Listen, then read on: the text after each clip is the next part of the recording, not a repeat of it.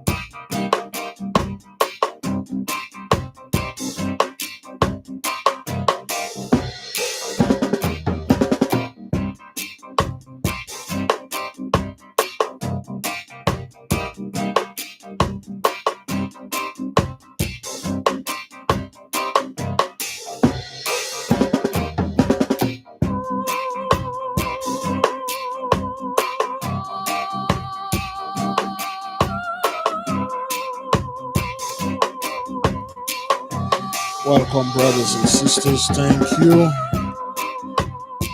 You click the like button.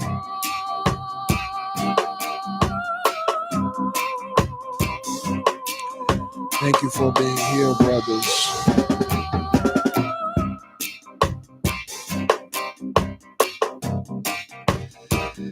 It is good to be here, brothers and sisters. Welcome. A lot of things happen. We got a lot to study. We are going to study. Shalom, brother Irifam. Shalom, Arbeli. Shalom, sister Madge.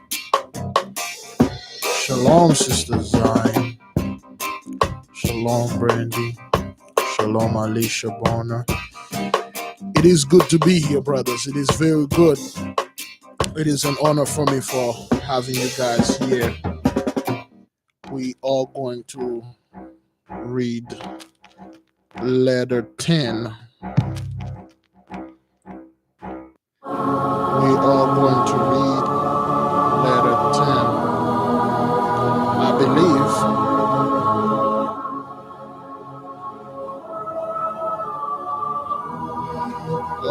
let me see.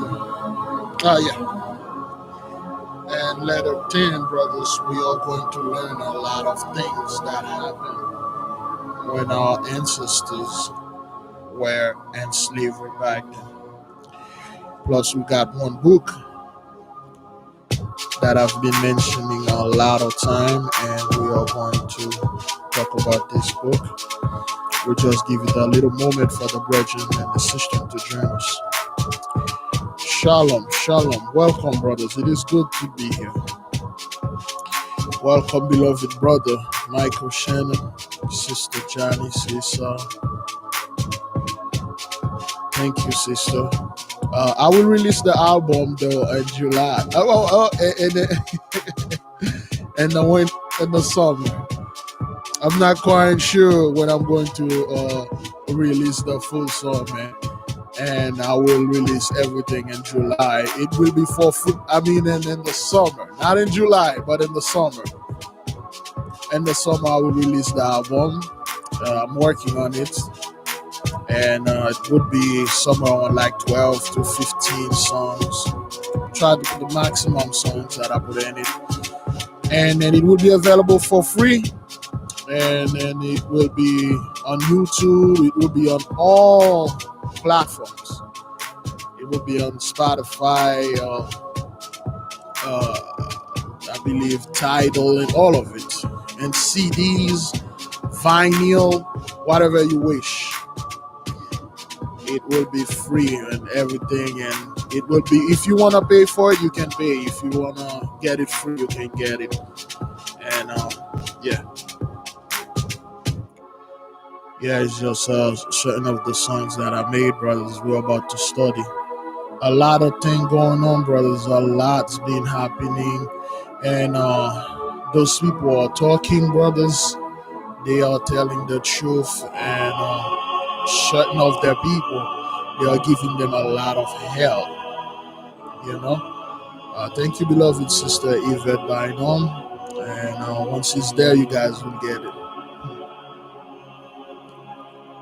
Yeah, so a lot of things going on.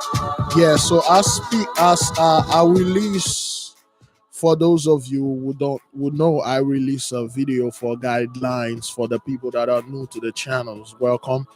And we have a schedule. I release two videos for you folks to see the videos. Okay. Um, Thank you for everybody that encourage us. Thank you for everybody that taking the challenge with us.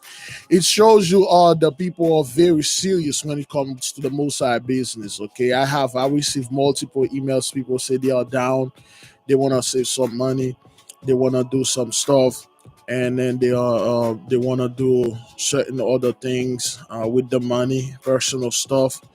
Uh, and other things like that. So, and it is good, brothers. It is good when you do something and you know you are doing these things specifically for to glorify the name of the Most High. Again, it's not like any money that you're going to be rich or you're going to send it to me or to things. It's just some money you have there, just in case the Most High send an order or something, or you have a bill, you have something to pay, or you just have $6,000-7,000, in your house, in your bank account or somewhere. I mean, prior to that, brothers, I never had this amount of money in my entire life. I never was able to save any money at all until I did this last year. And I was able to save somewhere around $30, so to speak. I'm like, I never had this amount of money cash. And I had nothing to do with it. I had no project. I'm like, well, I was gonna buy a house, but the most I flip it on me. So I'm like, what? I practically have nothing to do with this. You know why? Because the Messiah took me out. I was at peace. I wasn't out there worried what clothes and what shoes and things that I was going to wear. When I go out, I don't care about if people are watching. Okay, I went to the restaurant last week. Did they see? Did I wear this clothes? Somebody probably keeping tab on my clothes. So I was at peace. I was at peace. Yes, the island brothers. There's a good possibility for us to get the island. It's not like the island is for sale. It's just if we talk to the people, to the government, and well, first we pray to the Most High, and then He will go ahead and talk to the government, and then they'll give us the green light and say, "Go ahead, build on it," because the island that we're trying to get is like a mile long and a mile wide. I believe a mile long and half a mile wide. No, it's a mile long and a mile wide, something like that. It's a beautiful little island, turquoise water, aquamarine sand, beautiful, pure white sand, beautiful things, And there's another one that is 6 miles long. This one is habitated, but the one that multiple that we have, they are not habitated. The one that are 6 mile long, it's habitated. There's a small town in there, and then if the Most High willing, will. But we don't know, brothers. This is all all human talk. This is all our talks. We don't know what the Most High going to do. We don't know His plan. By the time for us, brethren, you don't know what's gonna happen at the end of this year. By next spring, you don't know. Woo! You have no idea what's gonna happen tomorrow. So by next spring, you don't know. But if it is in the Most High's will, brothers, we can do something magnificent. We can get some stuff and do something for the nation. That what I like about our community, brothers, nobody's freaking complaining. Nobody's complaining like, oh, why can't we wait on the Most High? Why are you doing this and stuff? Everybody is more willing to help. And even though we told the people, you don't need to send this money, keep it. But the people want to help. Yes, brothers, the nukes could be flying up some more, because what's going on now, brothers, we see the same pattern of things are repeating that happened last year. Remember Kenosha and Minneapolis, I believe, or Minneapolis and Minnesota, And the whole thing, the same thing keep repeating. Things are getting hot. The Ukrainian over there are not backing down, then Russian are not backing down. Okay, so Iran and then Haitian over there, they're going head to head, and this time they mean it. They mean it. It's not like some sham they come up and try to do some stuff. Not they mean it, man. They mean it. So China, Taiwan, it's all over. And Myanmar, brothers, it's a bloodbath. It's a bloodbath, brothers. Myanmar, they are killing people like every single day, man. It's like, wow, how could you people, those East Asian people are dying, their own people are killing them, and now you guys are worrying about some dudes getting robbed here. Oh, it's a hate crime, it's a hate crime. Wait, no. Look, they killed, in the last 4 weeks, they killed over 500 people in there. Yeah, Myanmar is wild. People are waiting for WW3 to happen. It's already happening. And then in Brazil is being destroyed. Natural disaster, the flood, man. Oh, you got like 4,000 people dying one day. The hospital is overflown. 12 ambulances waiting out there, each for one tribe. It's all over, brothers. And it's just like, how could people not seeing this? How are people just sitting there? And then I believe somewhere in Texas, is it the whole Texas or those Texans out there? They open up everything. Everything is wide open, coming in. And so Brother Gacho sent me an email about the WHO or WHO sent a demo or an article out there saying this thing is like 4 million a week. Yeah, the Most High is shaking up everything, man. Oh, Brother Phil is in here. I didn't see anything. Yeah, a lot of stuff happening in Australia. Yeah, those people are under strong delusion, brothers. So it's time like this. Brothers, understand that when these things happen, nobody can see it. You take this time, you meditate. You say the Most High, how come those people? You great.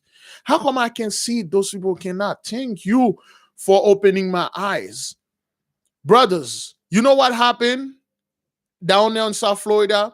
There's well, in Florida, Panhandle, there's a weather, there's a storm that passed, brother. They compare this storm to Hurricane Michael, and we're not even in hurricane season yet. That thing did so much damage. I believe one person died in Louisiana, and it does so much damage, brothers. They ground up Fort-Lauderdale Airport, which is like a mile and a half from where I'm at. They grounded. The airplanes cannot fly. And one beloved sister, she has a son coming to, he's on a coast, not the Coast Guard, the National Guard, and he's coming to Georgia for some for certain things. But the Mosai actually flipped the hand of the people that was making the flight for him.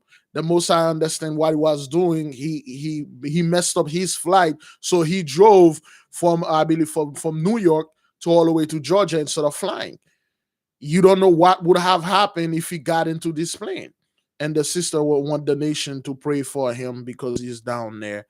And there's a lot of things going on. I already pray for the beloved brother. He made it to Georgia, though. But, brethren, you will be out of your freaking mind to just sit there and say everything is not only back to normal, but the better than ever. Everything is upside down, brothers.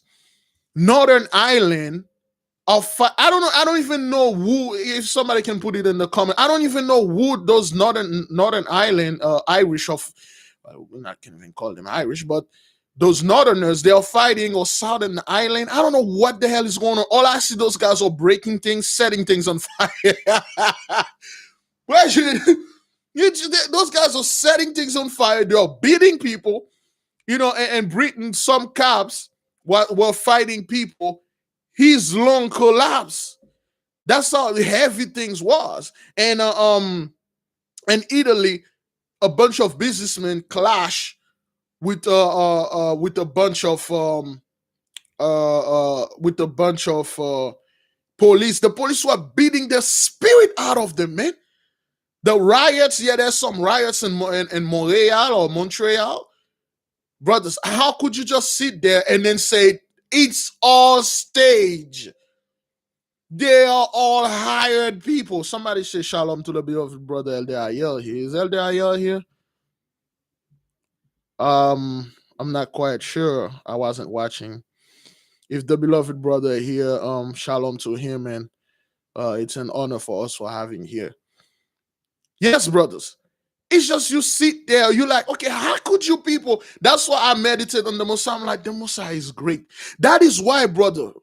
Okay. All right. Shalom, Elder. Shalom. Hey. All right. The beloved brother is here in the midst of us. Thank you. We feel greatly honored to have the brother with us here. He's here. Brothers, that is why when the Messiah cracked the sky open, it's a lot of people gonna get off. They're gonna get caught by surprise, and then it's gonna surprise a lot of people, brothers. For those of you who are not subscribed to Azariah, please visit the brother channels. Let the Holy Spirit move you. Don't go over there and give the brother, bring the brother peace. Go check his videos. Okay, go check somebody put the link in there so the people can go over there and check the beloved brother video. Let the Holy Spirit move you. Watch it. If you don't like something, you don't like it. Don't go over there and then give the brother a bunch of things. All right. Check the brother got a lot of videos in there, a lot of lives, okay, a lot of things the Mosai upload in the brothers channels. Go ahead and check the channel, see if it's fit you. All right, much love, brothers. Beloved brothers and sisters, we are now going to go in the pillars of fires. Okay, pillars of fires, brothers, it's another name for Yasharala in bondage, Israel in bondage. Last time we read letter 9, and letter 9 we find out about there are certain Hebrews, brothers and sisters, that receive a certain treatment. Okay, we compare those Hebrews. Some of them were house Negroes, some of them were field Negroes. So the same thing was going on back in Egypt. And then we find out that Sesostris saw a man. Please type the man name in the comment board. Sesostris saw a man that he looked at the man. He was a gardener. He said, this is Ramesses or Moses. He said, this is Moses in 80 years. When you look at the man, he said, when you look at Moses, you look at the facial features of Moses. And he looked at the facial features, the way they behave, the Egyptian and the Hebrews, Amram, aka Moses, Aaron, and Miriam's father. Jochebed is Moses' mother, which was his nurse when he was a little baby. Okay, so because of that, brothers, he looked at the outside in the garden. He saw an old man walking. He like, what? He asked the old man, what's your name? The old man said, my name is Amram. He said, you know what? You look exactly like like Prince Ramesses. Can you imagine if it was you, brother? It was you, this prince walk up and said, wait, you look exactly like that prince. How is that possible? And then he said, I know how this happened. The reason you look exactly like Moses is because Moses' mother is a Shemite, which showed you the Mosai doesn't make mistake, brothers. When the Mosai say Moses married an Ethiopian woman, I always say an Egyptian, an Ethiopian woman, she was a Hebrew woman, a Midianite, Jethro's daughter, one of our people, one of our cousins. Okay? All right, so it's all good. Now, brothers, this is, and we met that scumbag Moeris. Okay, Moeris is a troublemaker. He's actually the prince of Upper Egypt. So there's a challenge there. Okay, there's a challenge there. He's in Upper Egypt, and then Lower Egypt is always been the most powerful. That's why. Brothers, it's just the Mosai is a master chess player. Every time you look at what the Mosai did in Egypt, is the same thing. Well, Egypt here is the same thing. Lower Egypt is always more powerful than Upper Egypt. Okay, Southern kingdom is always more powerful than the Northern kingdom. We are talking about here. Okay, the South was always more powerful than the North during slavery time because the South has all the resources, all the money, but they end up getting swagger jacked by the North and all that crap. So it's the same thing. So now we're going to go in letter 10, brothers. It's going to be a little bit, for those of you who haven't watched the rest of the lessons, it's going to be a little bit uh, uh confusing. But this is Sesostris. Right now, brothers, they are in the island of Woda. Somebody says it's Woda Island. Anyway, so this is Sesostris in the island of Woda, and then he's writing to his mother, queen of Epiphia, the queen of Phoenicia. And this is what he wrote. My dearest mother, it is with heartfelt pleasure I assure you of the recovering of the queen, because the queen fell sick, because the queen got overwhelmed because of the slavery that the people were going through, and she inherited this slavery from her father. And every single day, brother, she keep going to sleep, waking up thinking about the condition of the Hebrews. That's why she make the law that the women shall not receive any beating, and you cannot make the women do any hard task. And that's all she could do. And brothers, this is the Most High telling you that no kings, no queens, no men had the power to take you out of whatever slave, whatever stuff he put you in. No man have the power to do this. No prince, princesses, and king, queens can do anything for you except from him. Except for him. That is why I never promise anybody I will make their life better, or I'll make the life of our people better. I can do this. If anything, I will make it worse. I'm probably the guy that will make everything worse for you, but that's what the Messiah said. He sent a clear message here. He's in control. The heart of the noble and devoted Rameses, lighting up of a heavy weight of solicitude, smile once more, revisit his features and cheerfulness, replace his late depression. So Moses was really sad when his quote unquote mother was sick. She's still sick though. Sesostris said he to me this morning as we were returning in his galley from visiting the pyramids and vast city of tombs that stretch between Memphis and Libyan hills. If my excellence and dear mother had died, I should have been made one of the most unhappy of men. I shall tomorrow, in testimony of my gratitude, offer in the temple of Osiris a libation and incense to the god of health and life, wherever his illimitable universe such being may be dwell. So Ramesses just told Sesostris like, yo, I dodged a bullet there. If my mother did die, I would have been the saddest fellow on earth. Tomorrow, I'm gonna go to one of those temples. I'm gonna offer a sacrifice to whoever. Remember, his name was Ramesses. He got, and brother, some of the stuff Ramesses is gonna say here, you like, oh my, this is Moses came up with that, or did he read it from Melchizedek? Did it read it from Melchizedek record, because Melchizedek Abraham record, and Abraham got it from Melchizedek. Melchizedek get it from Noah. Noah get it from Enoch. Enoch get it from Seth. Seth get it from Adam. Adam get it from the Most High. So it's all transcending all the way back. Some of the stuff Ramesses was saying, brothers, it's futuristic. And this book was written like 4, 5, 6,000 years ago. We don't know. So then would not my dear Ramesses offer to Osiris himself? You have heard, my friend, he replied, my views of these mysteries of faith that I look through all materials and vicarious representative, onward and upward of the infinite and supreme essence of life, the generator, upholder, and guide of the worlds and all that dwell upon them. From a child, I never entered, as my dear mother does, into a heart of spirit of our worship. There's something which me. Anybody that go to church can tell you. Anybody right now, brothers, that are waking up can tell you the same feeling. There's something within me which tells me that we consist of twofold being, a soul with a body, The soul must have had a soul in its creator. Therefore, O Sesostris, do I believe in the supreme soul of the universe, the fountain of all souls, and being of thought and visibility, intelligence, and reason, each supreme and eternal, for I can conceive no creator of a soul, nor in its existence. Ramesses or Moses, he told Sesostris, every time my mom tried to get me inside of the temple, I feel like I can't get in there. I can't go in there. I don't want to be inside of those temple.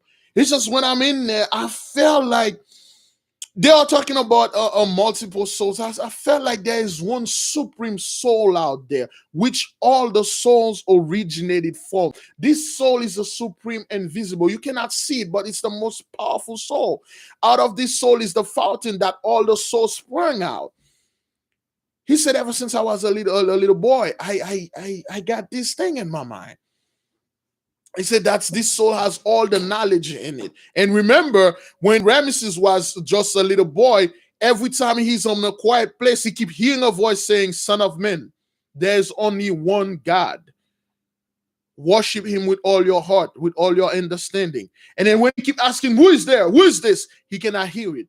Remember, brothers, in the book of the throne of David, Eli, the prophet Eli got old, and Eli lie down. Samuel was just a little boy. Remember, Samuel's mother could not have any child. So she keep bargaining the Most High, go ahead and then crying unto the Most High. And she went and then go to Eli, keep asking Eli. Eli thought she was drunk. And then Eli asked, like, "Women, are you drunk? What is it?" Well, because the women keep getting drunk in here and stuff. One of the reasons why Eli said this, because Eli did not want his son Phoenicia and the other dudes to steal Samuel's mother Cookie, because those guys do this. Eli's sons was scumbag. They were the guys that supposed to watch the temple, and what they were doing, brothers, they told all the women, if you want to talk to the Most High, start baking for us. Give us access to your bakery. That's the only way out, is to let us eat as much cookies as we can get, and then you can go to the Most High. And all the women believed them because they were high priests. And Eli know about this, brothers. They bring that to Eli. He never did anything. He just left them. So he was very afraid when he saw Samuel's mother was drunk. She wasn't drunk. She was just like crying. And he asked her, "What do you want? What is it?" And she said, "Well, the Lord did me wrong. He closed my womb. He closed my oven. I can't bake anything in there. And I want a giant bread." And then Eli makes supplication on the behalf of her to the Most High. And the Most High gave her one of my favorite prophet, Samuel. Why Samuel was like such a badass? Samuel was a mother-loving judge. And Samuel was a soldier. He was a judge. He was a priest. So when Samuel was born as a little boy, he was in the temple, and old man Eli lie down, and Samuel lie down in the temple. They were both asleep, and Samuel heard a voice say, "My son, my son." And Samuel woke up as a little boy. He ran to Eli. No, Samuel didn't play, man. Everybody was scared. Samuel was like a giant. What is this dude name again? One of those WWE, Mark Henry. It's like a giant mother-loving Mark Henry dude. Samuel didn't play. When Samuel popped up in the town, everybody run, because you really don't want any prophet to come to. Samuel was very cool, man. So Samuel heard a voice say, my son, come here." And Samuel wake up as a little boy. He run. So when he run to Eli, he says, Samuel say, "Eli, I'm here, sir." Eli said, "I didn't call you. Go to sleep." And then Samuel go to sleep. He keep hearing the same voice say, my son, come to me." And little Samuel wake up. He run to old man Eli. Old man Eli say, "I told you, I don't call you. Go back to sleep." So he went back to sleep. And he heard the voice again. He come to Eli, say, Eli, here I am, you call. And Eli say, I told you I don't. And then Eli stop. Eli said, tell me about that voice. He says, son of man, come. And Eli say, little Samuel, listen to me. You are a very special boy. Once you hear this voice again, say, yes, Heavenly Father, I am listening. Don't come to me. Just say that, and then you will be able to talk with him. And then he let him go. So little Samuel went to sleep. He heard the voice say, my son, Samuel, my son. And then little Samuel, wake up, he sit, he say, yes, Father, I am listening. That's the connection. Right there in there, Samuel has the Most High connection. The same thing happened to Moses. That's why a lot of our people, brothers, we keep hearing voices, but we cannot go to people and tell them, like, I'm hearing voices. They'll freaking put, so they'll put a handcuff in your hand and throw your ass in the prison and then dope you to death, give you a bunch of drug. Hey man, you not too right. You're not like us. You keep hearing voices, but I hear this voice. I know certain people. I can hear things. I can see things. They will dope you up, man.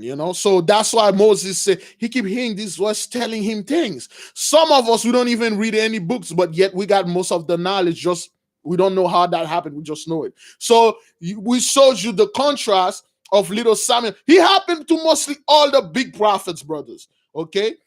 It seems like, brothers, we have to go into the throne of David for a revision. But anyway, we just can go ahead and watch the video. So, before all things that actually exist and before all beings, there is one being whom I would designate it for want of another term, God of gods.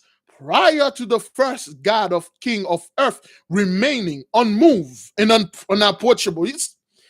Brothers, God of gods, prior to the first God of King of earth, remaining unmoved and unapproachable in the singleness of his own unity. Damn! You see, brothers, when you have a guy like Ramesses, which is us, and you got Sesostris, one of our cousins, we both understand what we are saying. We can have beautiful conversation. Each understand each other. But when you got one of us having a conversation with Little Nas X, Young Thug, Lil Wayne, Kodak Black, one of those guys, you might as well put the gun in. Well, open the second floor and then jump out of the window. But anyway, he's greater than as he was prior to all materials things, of which he is the sole fountain, and he is always the foundation of things conceived by the intellect, and from his intellect spring the spirits of the gods and the souls of men. When they say the spirits of the gods, they mean the angels, his creation, his ambassador. Most I got a bunch of stuff out there. We don't even know what they are. Certain things we know, we didn't even know the sun was an angel. We didn't even know the wind was an angel. We didn't even know fire was an angel. We didn't even know what else the Most High got down out there, man. We don't even know. There's a bunch of. He say from this soul spring. And Sesostris keep asking me, how do you know those things? Where did you read it? He say, I don't know. It's just I felt like this. I don't know what that is. It's just this is what I thought. Which showed you some of us were born with that spirit, with a portion of the spirit of the Most High truly embedded in us, man. And Moses was one of those guys, including Samuel. Then said to the prince to whom I had listening with surprise and pleasure. So Sesostris was like, Sesostris, he's a Phoenician. So Sesostris is surprised, and then he's listening with interest. For mother, similar to these are the deep mysteries taught by our most sacred priest of Io into which I was initiated when I became 25 years of age. Then you believe that God is intellect conceived itself, and that the creation of man was but the beginning of the infinite series of resistless conception of himself. You see what Sesoshi said here? He said he didn't tell Moses that he was an initiate of this whatever religion was.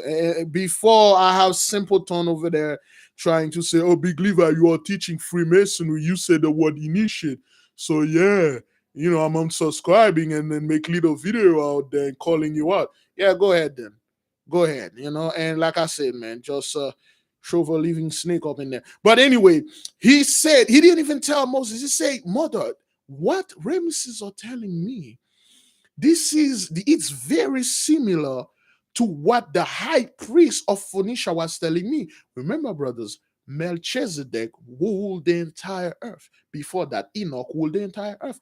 Brothers, I don't want anybody saying the Most High did not give the heathens or the Gentiles a chance.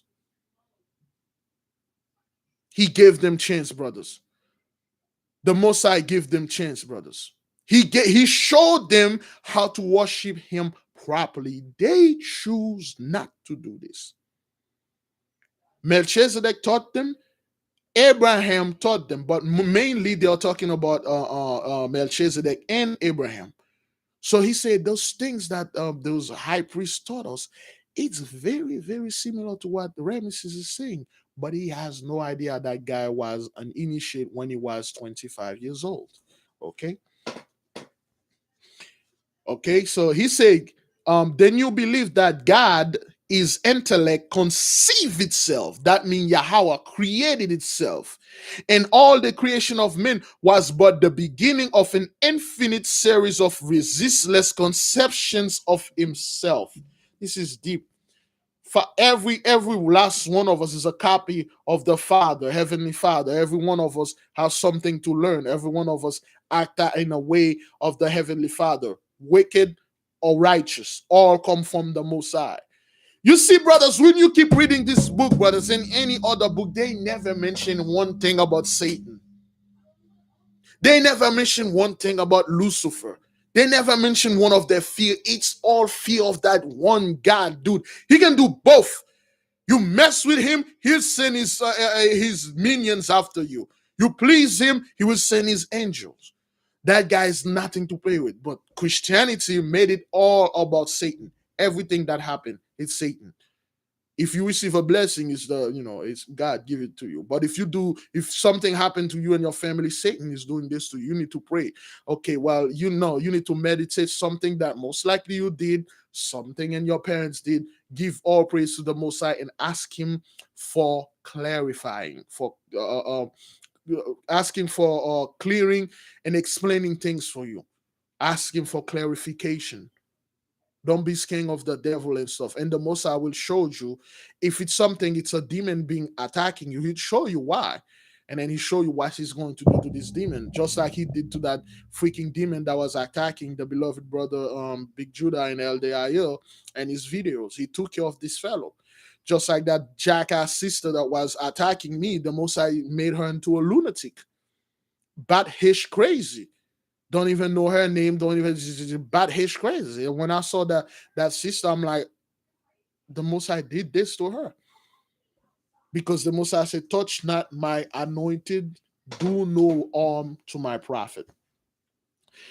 Not resistless, but voluntary. Fighting himself, existing, he multiply himself for his own glory, not yours. For his own glory and delight primarily, and secondly, for the happiness of the offspring of his intellect. When we are then his offspring, that is our souls, without doubt, if my theory, this is a theory that Ramesses come up with, brothers. This is a theory that he come up. Without doubt, if my theories be found in truth, he answer contemplatively, we were then in mid-river of the 44 warriors of ours gilded barge. We were slowly dipping for the brazen mountain oars in the glassy water, while the gentle motion we were borne toward the isle of Palace of Terraces. So They were on this barge. They were having a conversation while they were on a boat, brother. And then the warriors in the boat. And then it was Ramesses, the sorceress, and the captain. It was the whole guys sitting there listening quietly. And then the other warriors are singing. But they're singing, mixing with the talk, beautifully, harmonized. And then they were talking, they were sharing knowledge. Sesostris said, this is what Phoenicia know. And Phoenicia said, this Ramesses, aka Moses, said, this is what Egypt know. And when you look at it, brothers, the 12 shepherd king reigned, Melchizedek reigned, Abraham ruled, all of them. They were talking about our knowledge, which is just a lot of swagger jacking in it. So, yeah.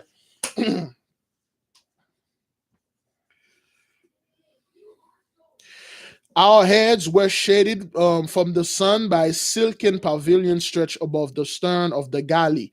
Galley is like a war boat. It's like a giant war boat, small war boat, I believe, under which we recline upon sumptuous cushion as we converse.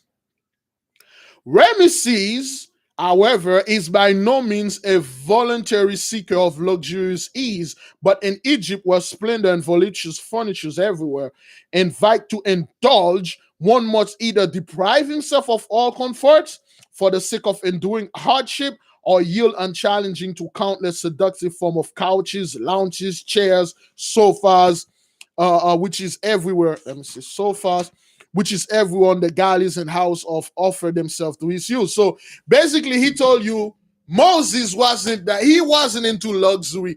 Moses wasn't that guy. He always he has the best furniture. Although all the Egyptian, all the nobles, anytime you walk up to those guys' houses, look at my couch. It's a Persian couch. Feel it. Feel the cushion. Look at those chairs right there.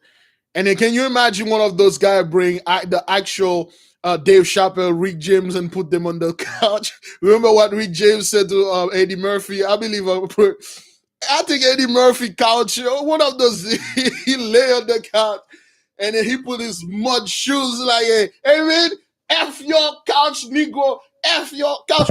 That's how those guys do. But he said Moses is none of that. He's none of these people. He keeps saying, brothers, he said Moses have no characteristic, no line, no traits of an Egyptian.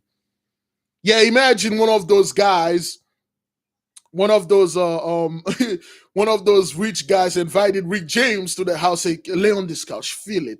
It's so smooth and stuff. And Rick James come with his muddy shoe and they jump in the couch and they F your couch, Negro, F your couch. So that's why he said Moses is not into this, but the entire rest of Egypt, they're all about luxury and stuff like that, which is just now, brothers. The air, well, let me see. Okay, so yeah, so the guys were singing and stuff like this, and Sesostris asked Ramesses, "Do you believe there is a lesser gods?" I ask. Now this is very important. He said, Sesostris said, "Do you believe there are lesser gods?" I asked. "Do you mean," Sesostris, "beings higher in rank than men, and so created, to whom the supreme intellect of the universe delegates a part of his own authority, or his part of his authority and power over men and nature, such in its purity is our Egyptian idea of gods," which they're talking about angels, ambassadors, minions, walkers. But other people, other religion call them gods. Brothers, you will understand Moses' frustration. Well, I just said Ramesses' frustration, and also Sesostris' frustration. They said both cultures, Phoenicia and Egypt, they only recognize one supreme being because Melchizedek and Abraham taught them. But in order for them to kind of understand this supreme being, they use metaphor. They use metaphor, brothers, to explain to the people. They said the Most High is so powerful, not even this man is so powerful, this being is so powerful, he's more powerful than 10 bulls. So they will take a man with a bull head and explain it. Instead of worshiping the Most High, they're worshiping a freaking bull. They say the Mosai is swifter than wind, like an eagle, like a raven. And they show them a raven and a man just to make them like the Mosai is like a man, but like a raven power. They put the raven head on the man. They start worshiping the raven. And then both of the guys say, no, this is idolatry. They were explaining this idolatry, but the people don't want to listen to them. They say, man, F you Negro, I will worship this because that's how I understand it. You will understand the frustration, man. And Moses told him straight up, he said, man, hey, they all scumbag and jackasses, bucktooth monster, just leave them alone. There's nothing we can do. You know, they're a bunch of simpletons. And then you when he said that, brothers, you will understand that not everybody have the mindset to understand the Most High. That's why he made a special people special unto him, a special group of people. Yeah, those people, they like to worship creation.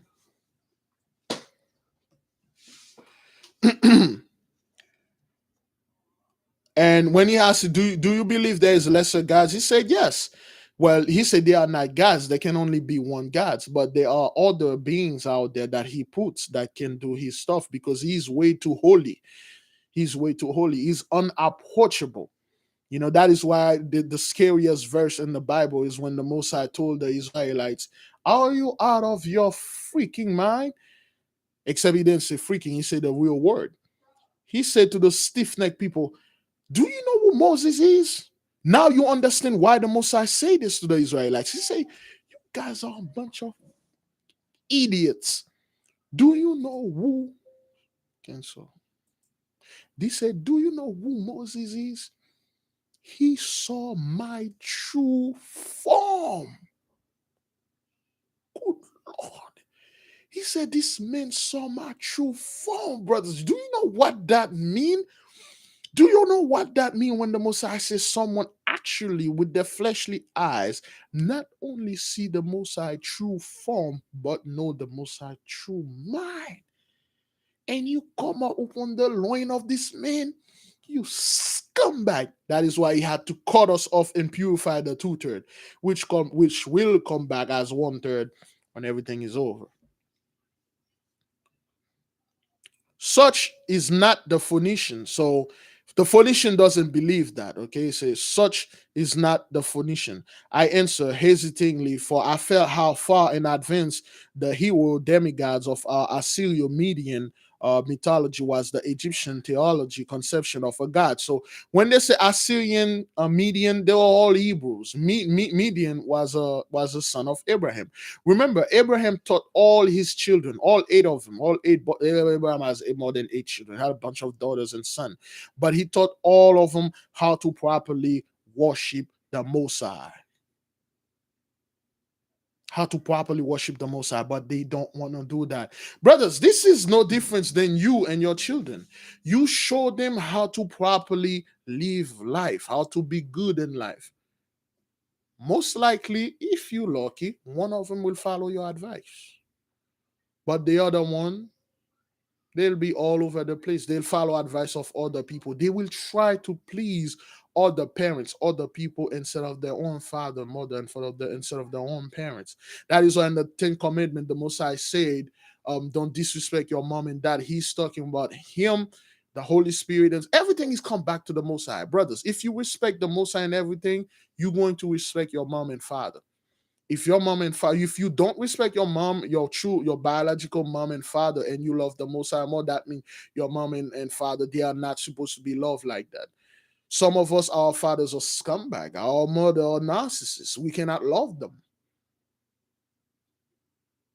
Some of our children, they would prefer to satisfy and make other people proud by doing what they are doing. They will. That's why kids like to imitate others. They like to be influenced by kids. Instead of our children listen to us, they will listen to celebrities. Some of our kids will listen, not even celebrities, they will listen to comments on YouTube saying, oh yes, oh, do whatever you want, go out there, get that surgery. I mean, you're a boy, you're not supposed to have anything dingling down there, you can cut it off. And they will do research, listen to strangers instead of listen to you. That's what that is, brothers. The children of Abraham, he had a bunch of them, one of them actually followed through. Midian did a good job with Jethro. Some of them did good job. Ishmael actually did a good job. Ishmael, coming out of the loin of Isaac, did took the Mosai, everything the Mosai say, he made it into his own. He called it Allah. He made everything to his own, but they like to come upon the Mosai loin with their own terms. Like, yeah, I understand there's one God, one powerful, but he's my God. I have the priesthood, and I can. And my priesthood, it says, if I cut a woman, if I see a woman faces, if I see a woman fingers, any part of that woman body, this woman is a whore, and we should cut her head off. Those are men put the laws, and the Holy Quran is a beautiful book. When you're reading the Holy Quran, you're like, this has nothing to do with Islam. Just like the Bible, just like the Book of Mormon. When you're reading those, you're like, what the hell? That has nothing to do with their religion, brothers. This book, The Pillar of Fire or Yasharala in Bondage, is the basic script for the movie The Ten Commandments by that fellow. If you know, by Ceci B. DeMille, the guy that played Moses, I forgot his name. The director is Ceci B. DeMille. I remember in that movie, the movie Blazing Saddles, and that guy Gene Wilder, and he said he killed more men than Ceci B. DeMille. Ceci B. DeMille is known to kill a bunch of extras in his movies. That's why in the movie Ten Commandments, when he split the sea, he killed a bunch of. When Moses split the sea, he killed a bunch of. His name is Charlton Heston. Okay, Charlton Heston. When you watch the Ten Commandments, brothers, you are reading the book. That has nothing with the. What the hell? I thought this was like the basics. That has nothing to do with the common. They took one part. They kind of like touch. They just touch this book, and then they touch the Bible. They put their own stuff. They never even mentioned Sesostris in the movie. They never mentioned Moses' mother, the Egyptian mother, Queen Amensi. You're like, what the hell is this? It's the same thing, brothers. All the religions book out there, brothers, they have nothing to do with religions.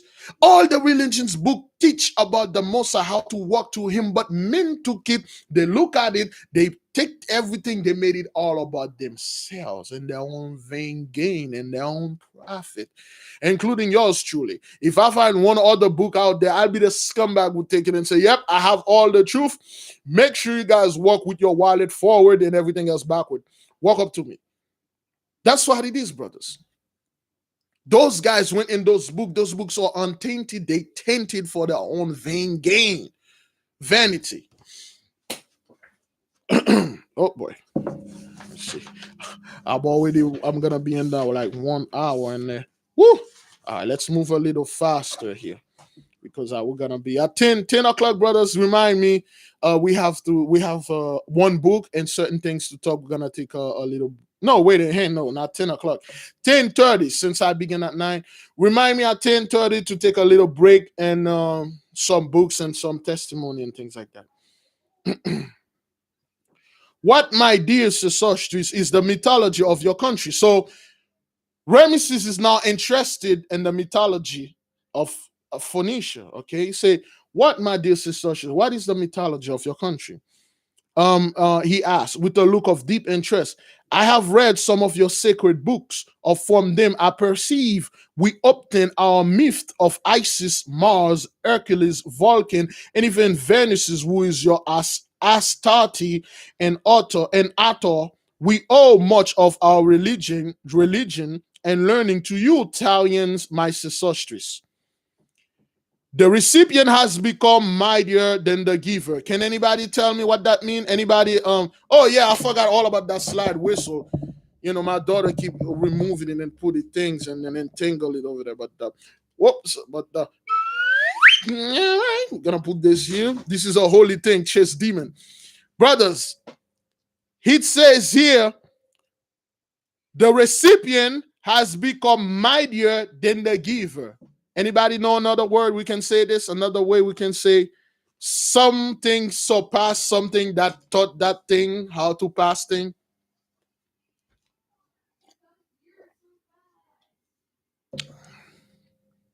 Anybody can give us another term for the recipient has passed the giver, is mightier than the giver.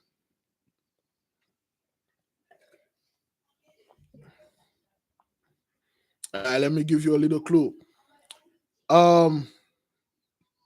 There you go. Thank you, Sister Lauren. Thank you, Brandy. The student surpassed the teacher. That's another word he was saying. The student has become more knowledgeable than the teacher. The student has become the master. That's what he said here. Because the Egyptian learned from the Phoenician, and the Phoenician learned from Abraham. And before that, Melchizedek ruled over them, aka Shem.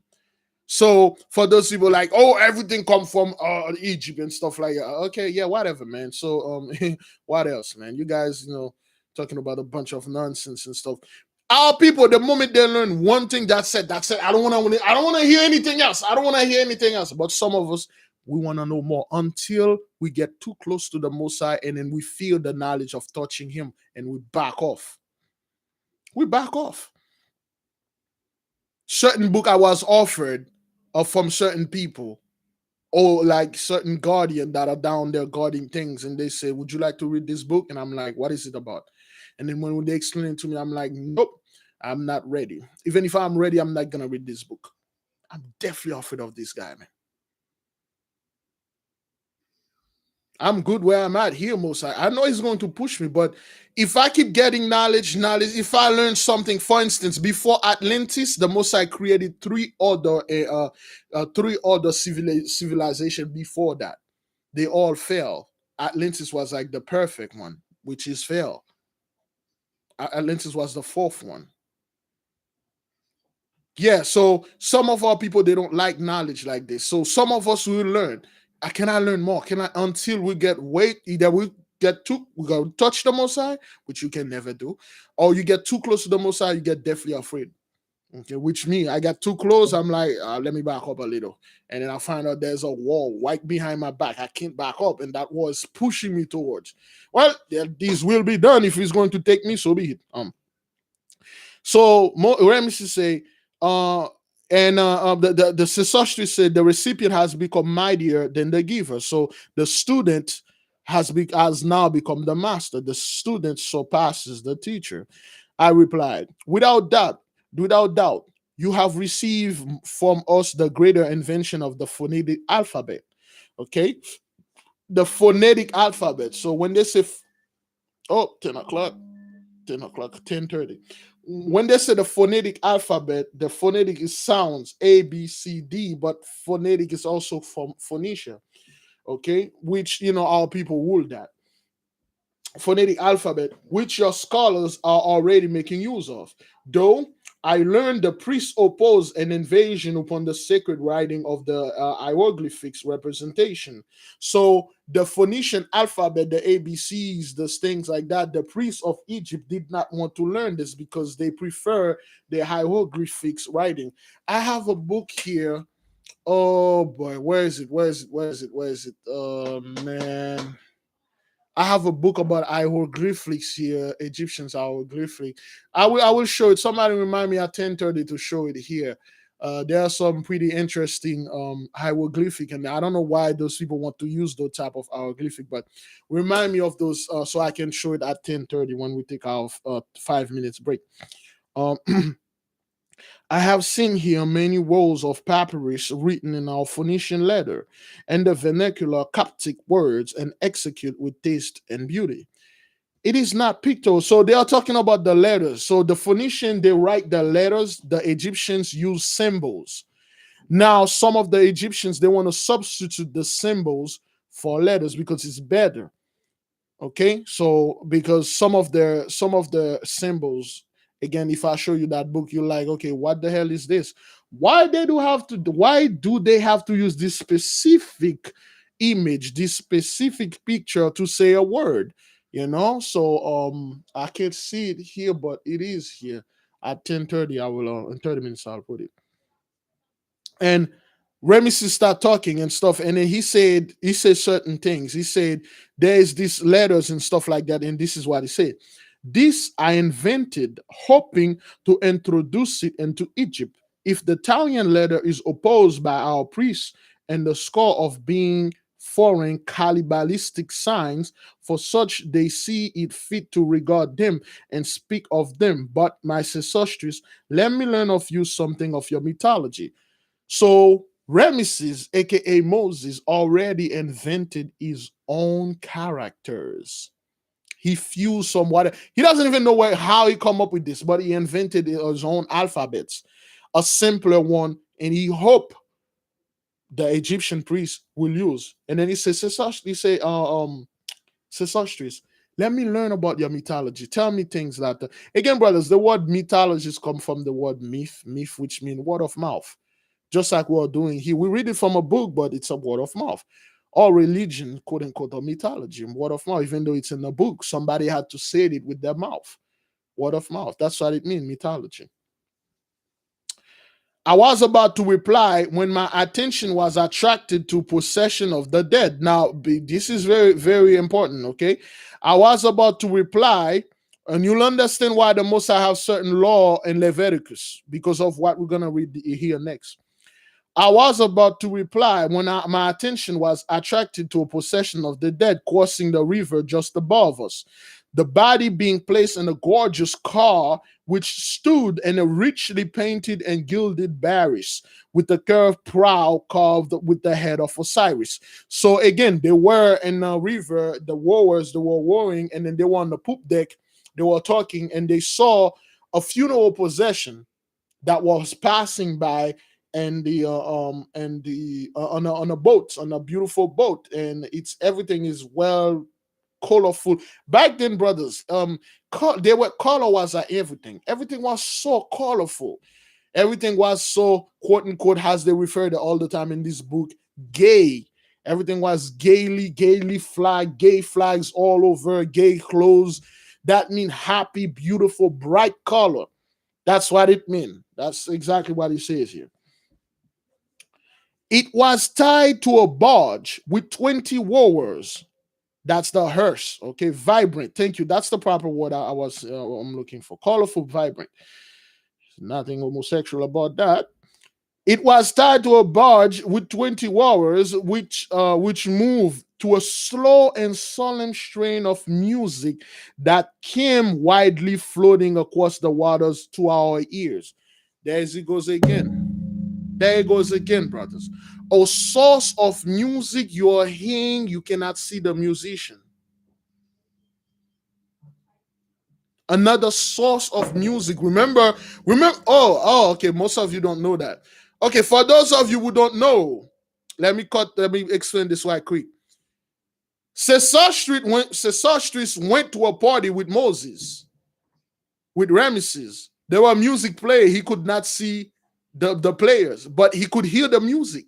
He said the music is coming from a source. He could not see them. Remember that? Anybody remember that, brothers? Remember when Sesostris get inside the palace, he can hear the music playing, and he was actually bobbing his head, and then he's looking at, okay, where are the musicians? But he could not see them. And a lot of us, we already know what they were talking about. Okay, for those of you that was in the previous channels. Okay, yeah, all right, there you go. Remember when Sesostris was working with that dude, that Chamberlain, and he get close to a door. He had a wand in his hand, and he just waved the wand, and the door opened by itself.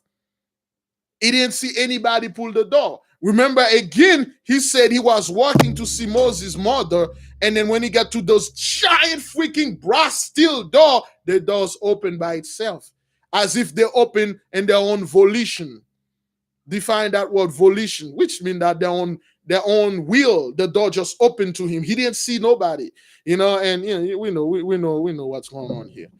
Some type of speaker, brothers. It doesn't necessarily mean our speaker technology, but they have some system that people can play music from far. So it could be the ley line. We never know. Remember, brothers, in this book, Og was still alive. All the giants, Nimrod people, they were still there. Well, Nimrod got killed by Esau, but Og was there with all the giants. Remember, Og did the 100,000 giant war, which ended up killing all of giant. A few of them got left, and Moses ended up taking over that guy's head. Volition, the power of choosing and determining. Will, an act of making a choice of decision. Also, choice of decision made. When he said the door were open by its side as if their own volitions, that means they were automatic door. The moment he walk up to them, they open. So, for those of you that don't know about this story, we read it on the backup channel. So we had a lot in there. So yeah. Music across the waters to our ears mingle with the wailing of the mourners. Now we got a bunch of mourners, people that are crying. Now listen, this is where it gets very important. Wails of mourners who crowded the deck of the galley, which is the boat, chiefly women with long disheveled hair. Define that word, disheveled. Disheveled. Dishevelled. Disheveled hair and naked breast. When they say naked breast, they were bare breast, naked breast, which they beat frantically at times with piercing cries. So there was a funeral going on. They saw a hearse-like boat crossing slowly with the music playing. And then the walls were slowly warring. And then there's a bunch of women with messy hair. And then they were bare breasts. They were beating their breasts frantically and cried. They were mourning. Yeah, chevegae, unkempt hair, untidy hair, disheveled. I'm going to use that word on somebody. Anytime I see somebody somewhere, when I'm at like a fancy party, I'm going to say something like that. All those words, I'm going to say something. And I'm going to wait, brothers and sisters, for those of you who know. When I'm at a fancy party or somewhere fancy, and some scumbag says something shocking, and I'll say, "Oh, I ejaculated." All right, for those of you who know this. All right, brothers and sisters. So those women were there, and then they were beating their chest and then crying, and all their hair were messed up. Now you know, brothers, why the Most High have certain law against grieving. The whole thing about covering up your hair and your head and your beard. And we learn in all the books that when the Egyptians are mourning, they cut their hair, they cut their beard in honor of mourning, in honor of wailing for what they call this thing again? When they are mourning their dead. So those people were mourning their dead, so they were beating their breasts as women and leave all their hair all messed up, and they were yelling and do all kind of things like that and things like that. Yeah, wait until Big Levi get to a fancy party. I'm gonna use words on people and then tell them, "Hey, friend, don't be shocked. That's not what it means. It means like I blurted out. I am very shocked, sir. I am flabbergasted." Yeah. Well, don't invite me to your fancy party if you don't want me to shock the people. But anyway. With piercing cries. So they were crying and beating up their breasts. And they were beating up their breasts and crying. Ah, ah. So those women, they were doing things like that. So, and then through a small window in the ark or car, I could see the painting visage upon the head of the mummy case. Okay, a mummy. Okay, a mummy. For those when I say mummy, brothers, I'm not talking about the movie Mummy. Wake up some dead men walking with a bunch of toilet paper, wrap around his ass and running around and beating and killing people. No, it meant like the dead person, the departed. He can see them through a window in a car, well wrapped up. It soon landed, and we resume our conversation. There's a reason why the Most High distract them so they can see this. There is a reason why the Most High have them seeing this so he sent us the message. He say that's how the Egyptian mournings. We're not supposed to mourn like this. It soon landed, and we resume our conversation. You are aware, O Prince, I say, turning to him, that Phoenicia was settled among the first of the nations after Typhon sent the flood of waters to destroy Osiris upon earth. Of course, you Egyptians believe in the universal inundation of the earth. So, can somebody tell me what pluck the beard? Yeah, you're not supposed to pluck your beard, mar the beard. Our people used to do this. They used to mar their beard. They would to rip off their beard when somebody in mourning. You're not supposed to do this. That's how the law is there. And the covering of your head mean the covering of your heart. You're not supposed to cover your heart, which means you're hiding things from the Most High, which means you're not sincere, which means you just say this with your lips, but things are, the Most High will not hearing your respect, but not having respect unto you. Come on, we go on all those things. So anyway, can somebody tell me what they are talking about here? Can somebody tell me when they said, are you guys aware of the god Typhon? That's Phoenician. You say the god Typhon sent a flood of waters to destroy Osiris upon the earth. They are talking about the story of the flood, brothers. It's amazing. Every single culture, brothers, even in Haiti, you go there, you got people that will telling you what they saw when Noah was putting in the ark. The people that were there, the people are telling you this as if they were there in the days of Noah. This is another clue the Most High said that we're on the last day. There's an old man. There's a story of a group of people that were standing there. They say they are explaining this as if they were there, and they say this is the type of animal that made it and the type they weren't. I made a video on that. One of the old men was talking. He said, yeah, he speak as if one, he was with Noah, and two, he's Noah. The way the guy's speaking, it's like, wow. So he said, such to say, I believe you Egyptians are familiar with the story of the great inundation when the god Typhon sent a flood to kill Osiris upon this earth and men because they were, all messed up and stuff. The tradition is well founded, he answered. Moses says, Ramesses say, the tradition is well founded. We believe that mighty nations exist a far time beyond the history of any kingdom, pre-flood, pre-Atlantis. Okay, the evil history of any kingdom, and that of the evils the divine creator of men brought up upon them as punishment, a mighty unknown sea. Some culture know it as water come out the sky. Some of them say the sea that is above us, the sky opened and the sea fell onto the sky. And it is said when you look at the Milky Way, the Milky Way look like a cut in the sky. And they say that's where when the Most High crack the sky open, that's where most of the flood of the water that are above fell on this earth.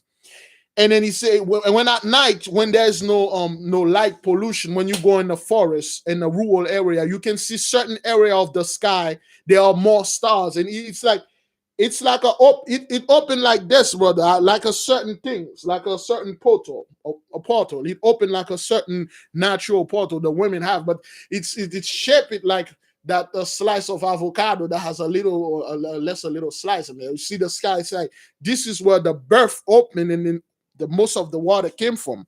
A lot of water popped up out of the ground, and then it is said in certain books, brothers, the Most High did not seal it's not fully, he let the Milky Way so we can see it as a testament or testimony. Say that's how he did destroy it. Some of the culture know it as a giant sea that come up from the sky, and the sea above raise and collide and drown everybody. Some say a flood, but we all know what they are talking about here. The tradition is well found, okay, all right. Mighty unknown sea, which drowned the world, that menace. Okay, listen to this. That menace, anybody type the name of menace.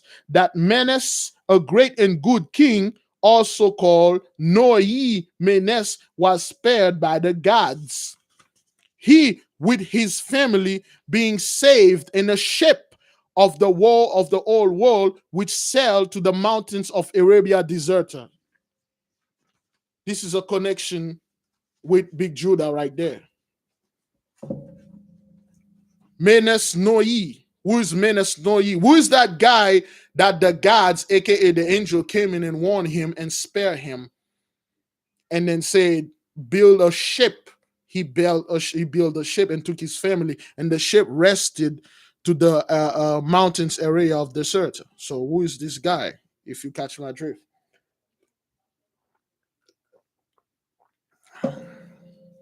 All praises to the Most High. All praises. Now, brothers, the rest of this story is very interesting. It's Noah. It's Noah. That brothers, that's what I like about people. They know that this is Noah. This is Noah. You ask any scumbag out there, they'll tell you, it was that little Nas X, or was it Little Wayne? I believe it was, it was DJ Khaled, right? One of them, right? He should see, like, how could you not get this? How could none of those guys can ever catch my drift? That is useless, brothers and sisters, to spend your time with a scumbag and discussing anything on the Most High behalf. All right, let us move in, brothers. So, this is, brothers, this is for those of you who remember the Big Judah lesson. We'll take a little piece, we'll connect it with this story right there. We'll show you what he said, what he found in the book were true. Okay?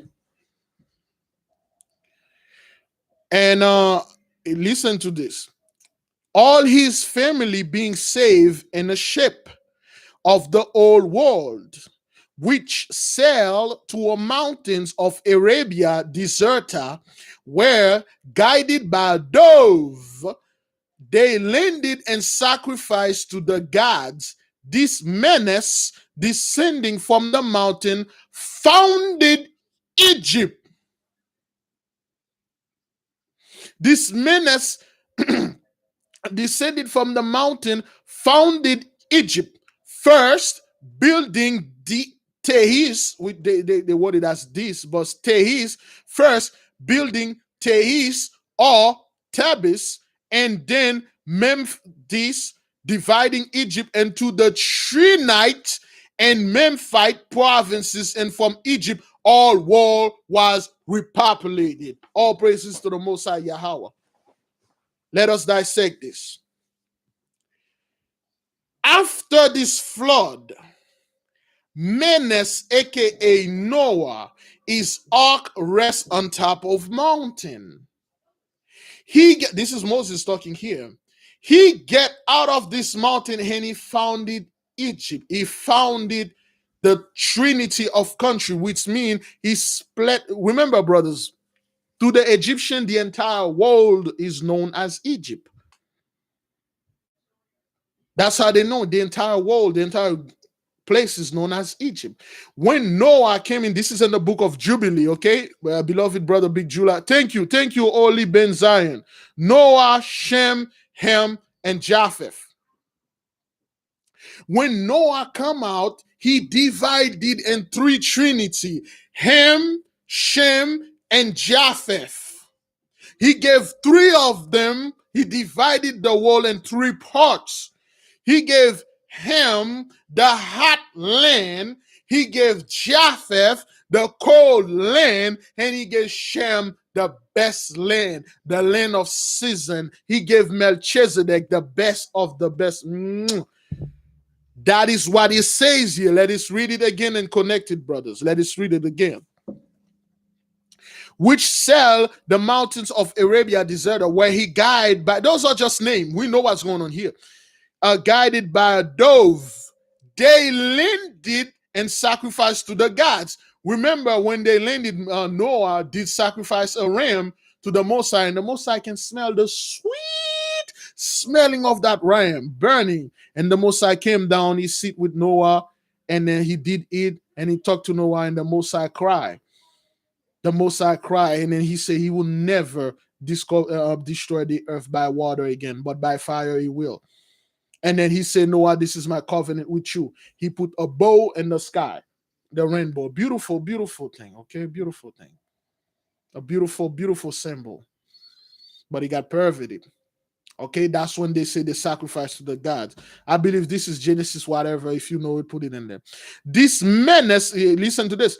This menace descended from the mountain. That means he descended from the mountain to the land, founded Egypt, and we know, and Noah divided the Americas. Noah divided the entire world because Noah has the intellect of Methuselah. Methuselah had the intellect of Enoch. Enoch had the intellect of Seth. Seth, Adam to the Most High. He's just transcending all the way. So Noah know everywhere. So Noah divided. He descended. He founded Egypt first, building Tehis or Dis or Thebes, and then Memphis, dividing Egypt, which is the whole earth, into the Tenite and Memphite province.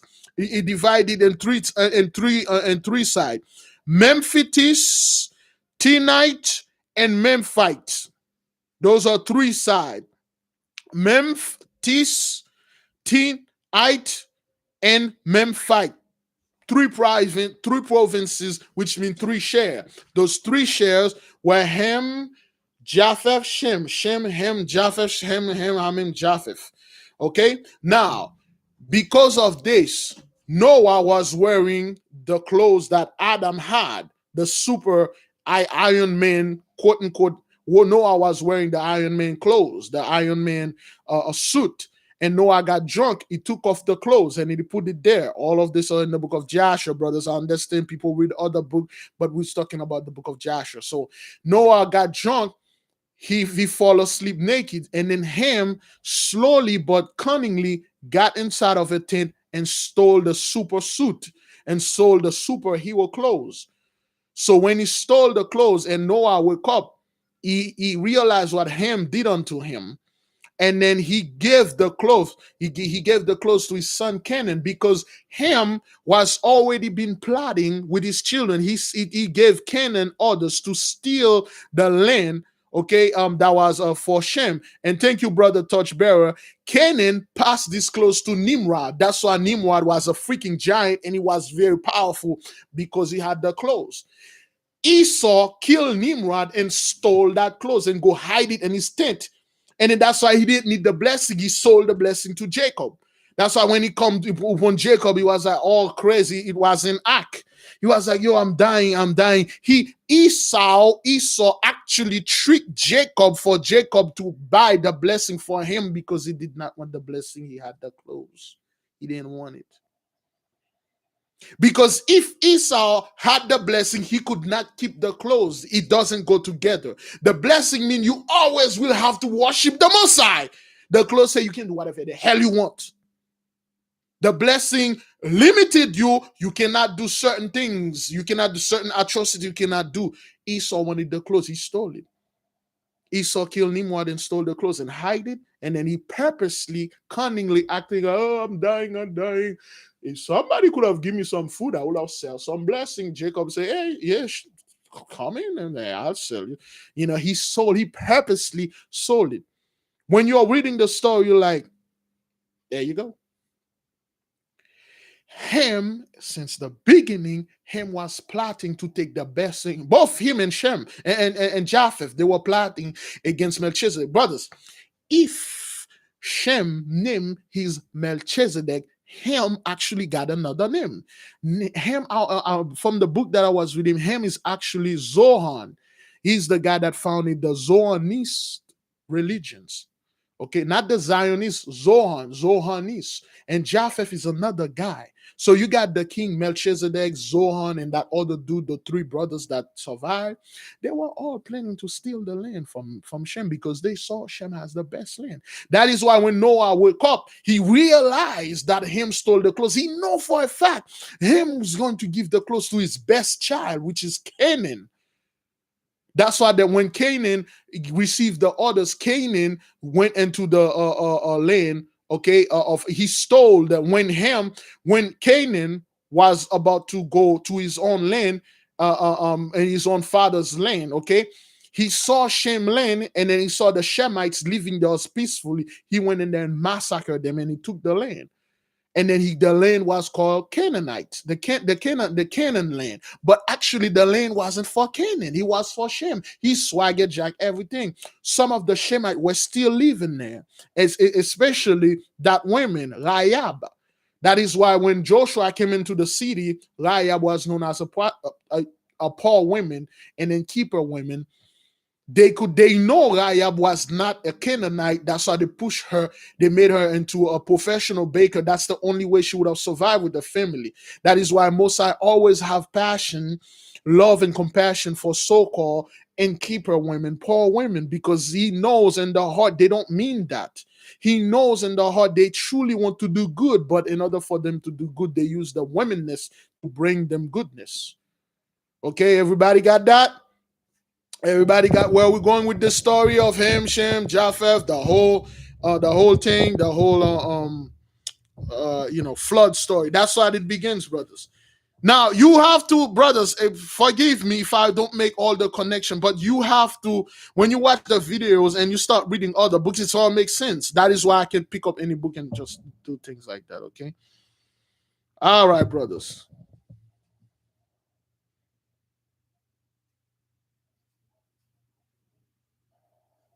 Thank you, beloved brother Torchbearer. The Most I did deceive them. The proper word here. The Most I checkmate them. Woo!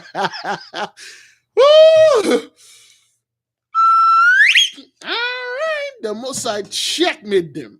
All right, so everything was pre-planned, brothers. Everything was pre-planned. Anyway, boy, where we were. Such is our traditions or remises. Okay. So I said smiling only instead of a mountain and Sesostris explaining to him now this is no Ramesses explained to Sesostris. Now Sesostris came up with his own version. This is the Phoenician version. All right, this is the Phoenician version. Such is our tradition, O Ramesses. I say, smiling, only instead of a mountain in Arabia, it was Libanus and Syria, to which his galley, instead of an ark, his galley, a boat, Galley, was guided not by a dove, but by a raven. And that his name was Ammon or Hammun, and that the first city built was Sidon or Zidon, and the next the city of the Isle of Tyre, which is the island of Haiti. Okay, they say the first to us. It's similar, but the name changed. His name, instead of Noah, his name was known as Ammon. But instead of being guided by the dove, which means the Holy Spirit, he was guided by a raven. Instead of landing on the mountaintop of whatever mountain, he landed in Libanus, and then he founded Syria. Okay, those stories are similar and stuff. And then they make a joke. Everybody, they make a joke. They make a joke.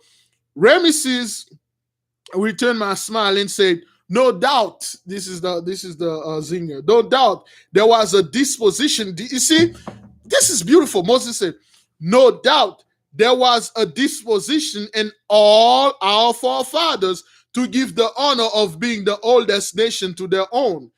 You know, Moses laughed and then he said, "No doubt, there's a disposition." Everybody want to say they were the true beginning of everything. There's a disposition. Disposition means chew the meat, spit out the bone. All right, 10:30, brothers and sisters. 10:30. We're going to stop here. 10:30. Let me see. 1, 2. Oh, we got 3 more pages, then we're done. All right, 10:30, brothers and sisters. Let's read. There is the sister want the nation to know to and pray for her beloved son, that the son is driving to Georgia. I should be there in the base right now, and she want the nation to know this, and she was very worried as a mother. You know, mother always worried. That's my mom right there, always worried. Mom, I'm going there, always calling. Are you there yet? Are you there? I'm driving here to this place, North Dakota. I was working in the oil field. It's a 3 days drive. I just got in the 95. That woman called me. Are you here? Are you getting there, Mom? It's a 2,000 mile trip. I just got in the 95, but be safe and stuff. You're going very far. The car's like, what if the car break down? What if this? Like, Mom, I'll make it. The next day she called me. I'm like, Mom, I just made it to Tennessee. I'll be fine. She called me until I get there. And then I said, Mom, I'm there. She said, oh, thank God you're here. Everything good? I'm like, yeah, everything good and stuff. So we got there. Yeah, I mean, so she wanted the nation to know that her son, he's driving down there. So now, brothers, we're going to take a 5 minutes break.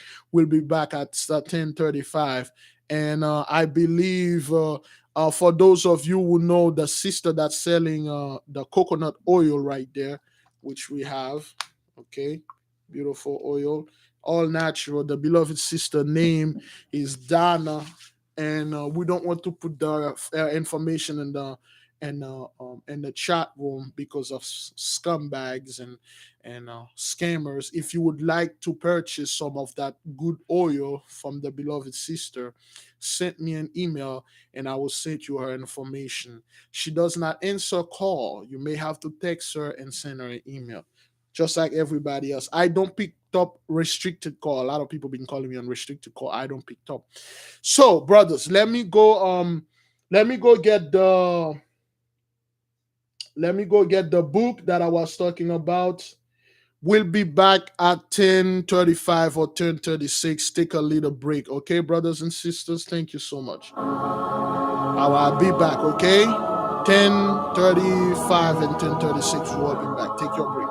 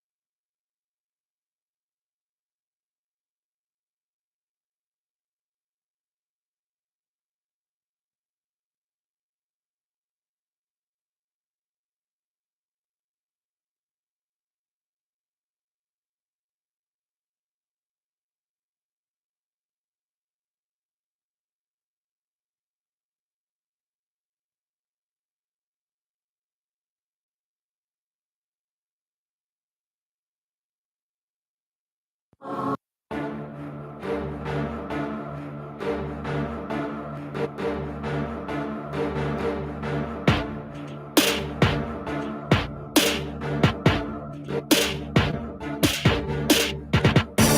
right.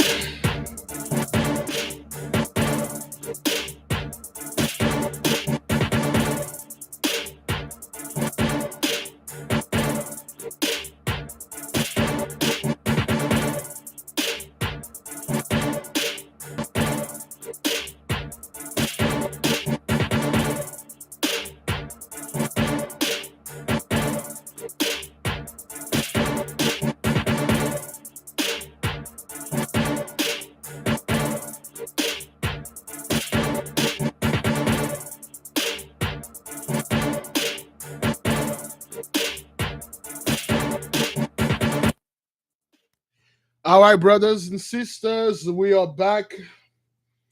Hopefully, everybody enjoyed that little break. Give me a one if you can hear me properly and see me clearly. Give me a one if you can see me properly and hear me. Give me a one if you can hear me clearly, properly, and see me clearly. Thank you, thank you. Because this thing stuff. Now, we're back, brothers. That was a 5 minutes good break. Thank you, beloved brothers and sisters, for hanging out.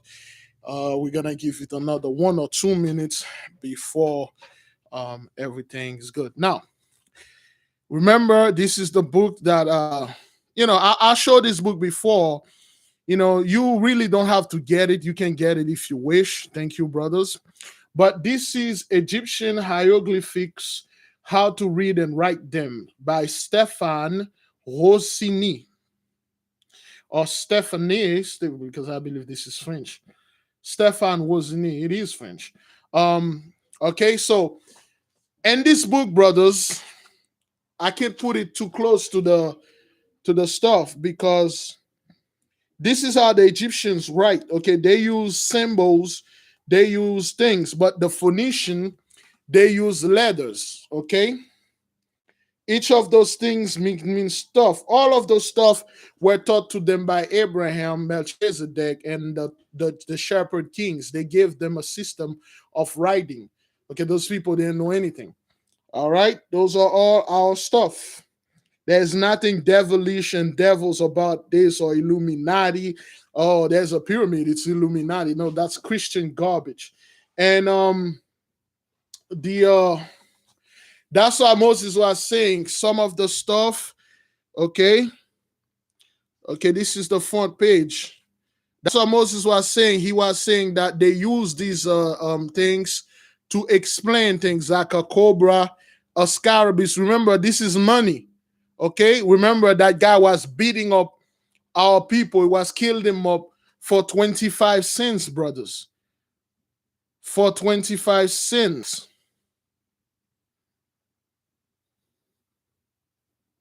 All right, so and the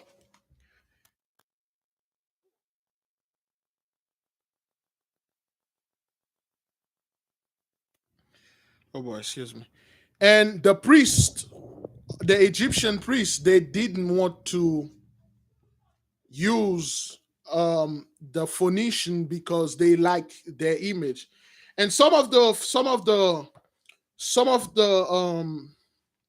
hieroglyphics are pretty like, okay, why would somebody say this? So this is HPR. That's how you'll say HPR. Okay, so it's really difficult to say the word HPR. You have to draw a freaking scarab, and it depends how that scarab is positioned. It's up, it means something. It's down, it means something. It's left, it means something else. If it's right, left, or it's crazy. It's crazy. So yeah, that's the book that I was trying to say. Tell. So that's what that is. Each of them have a meaning. Okay, this is one of symbols. If you study Kemet and stuff, this is excuse me, that's the universe giving birth to the earth. So the universe is representing by a woman, and then she gave birth to the earth. So That's when they say, oh, God is a woman and stuff like that. That's what the Moses keep telling them. That's not what that means. It's a representation. Giving birth always feminine. A man cannot give birth. It's just a representation. When they show you the whole universe having stars, this woman having stars in her belly, and the earth was born, and then that's what that means. So this is the universe right there, which is female, where all the stars you cannot see it, and she give birth to the earth, and the earth seat, and then they put a dome on top of it. Okay, so and then that's what they were saying, but they were just like symbols. So there were things they were trying to explain them in symbol, but those people they ended up washing things. Okay, so some of those symbols they are pretty questionable. Like really, why would you use this? I can possibly, okay. These symbols here mean exact moment. So if you have to write exact moment in a letter, you gotta be very careful. So that's what they use to say the exact moment. This is the symbol. Yeah. Like really, exact moment. That's how you say it, or witnesses. If you want to write witnesses, that's what they look. That's what they put there. So it's quite disturbing. Like, oh, good Lord, that's anything. It just means something else for the people. So witnesses, exact moment, and MT mount or to discuss. So if you want to write to discuss with people, that's the symbols you use. Pretty disturbing. Hey, that's what that is. Yeah, that's heavy. So that's what Moses was talking about. He said those are just mere images or stuff to write. Instead of those people use those things to write, they keep worshiping the freaking the script. Whatever. All right, so we're done.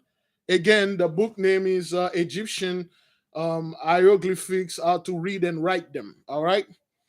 All right, this is some pretty stuff there. And then, brother, and this is one all-time favorite, okay, of water and the spirit. Is that what that is? Of water and the spirit. Brothers, if you haven't read this book, please do. This book, brothers, this is probably the closest we ever got in the purest form of going into the spiritual realm. This book is the movie Doctor Strange. They use this book as a script. The Swagger Jack. This book. I don't know why Patrice don't know anything about that. It's by Malidoma Patrice Somé. We have in an audio form, and I bought it and stuff. So this dude was kidnapped from his childhood, and then he was put in the he was being brainwashed by the Jesuit priests, the priesthood of Mahan. They were brainwashing him so he won't use his power, and he find out how to connect to the Most High, brothers. Woo! This book, brother, it's just crazy. All right, brothers and sisters, since we're good. And again, we read this last night, okay? This is Princess Manila and her father, King Menelik. This is a Haitian story about this princess. They actually swagger jack me. I will never stop complaining about those people make me pay $12 for this book. It's only 5 pages. $12. Okay, this is Princess Mania and her father, King Menelik I. Those are actually true story that happened, and this is the princess. We told this story, brothers. Yeah, they actually swagger jacked us. If you wish, you can read your kids this story. I read it to my daughter. She's all happy. She liked the princess and stuff like that. And then again, like we said, 99% of princesses were horrible people. Now, brothers and sisters, should we keep on tracking, brothers? Should we keep on moving? Should we keep on moving, or we could stop if you wish? I am good to go. Yeah, the Jesuits are very wicked. They are the priesthood of Mahan. If you read this book, they will tell you a lot what they did. Should we keep on tracking, brothers? All right. The people spoken. Yes, yes, yes. Oh boy. I went there. I didn't even get water. Ah, Jaden.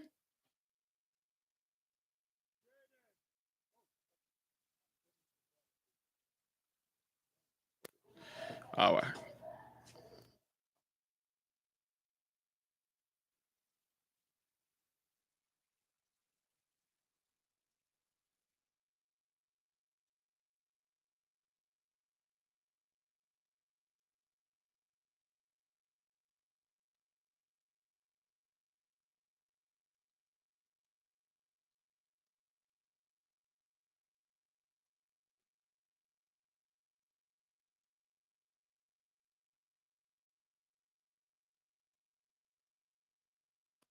Okay.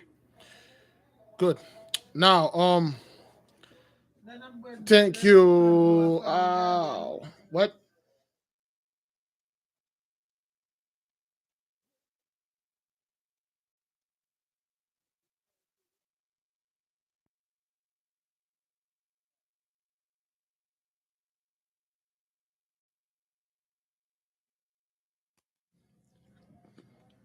Water. Whew. Okay. Let us keep on tracking, brothers. This is page 116. We got three more pages, then we're done. This is page 116. Okay, so this is Sesostris talking about his side of a story. Okay, he said instead of the name Manus is Ammon, he also a person of our Egypt. Wait, hang on, no, that's not where we are. Okay, so Moses made a joke. No doubt there was a disposition in all our forefathers to give the honor of being the oldest nation to their own. All right, this is true. Ammon is also a person in our Egyptian tradition, but he's called the son of Menes. Okay, the son of Menes, the son of Noah. Hammon, Hammun is also a person in our Egyptian tradition, but is called the son of Menes, who were rebelling against his father. So Ham actually did rebelling against his father, was driven from Thais or Dis or Thebes into Africa, where he founded Libya, the hotlands they're talking about, and erected to himself as a god. So Ham go over there, according to the Egyptian, he rebelled against Noah and go over there and form his own things, and then he said he is the Most High. The ancient temple of worship of Ammon from the Nubian and Ethiopians. So that's the true him right there.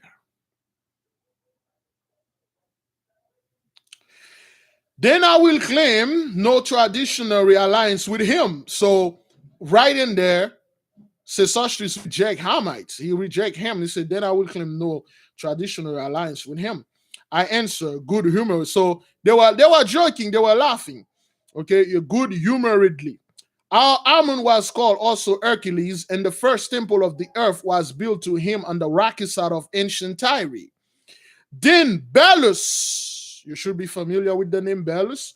Then Belus, the hero and warrior god and founder of Babylon, became the patron of Tyre, and a noble temple was also erected to Nimrod, who slew the wild beast that swarm in ancient Syria. When they say, brothers and sisters, Nimrod was a mighty hunter, he was a giant killer. The Mosai used Nimrod, another giant, to kill a bunch of. Well, we're gonna have to go into the book of Og, man. The book of Og is way too good.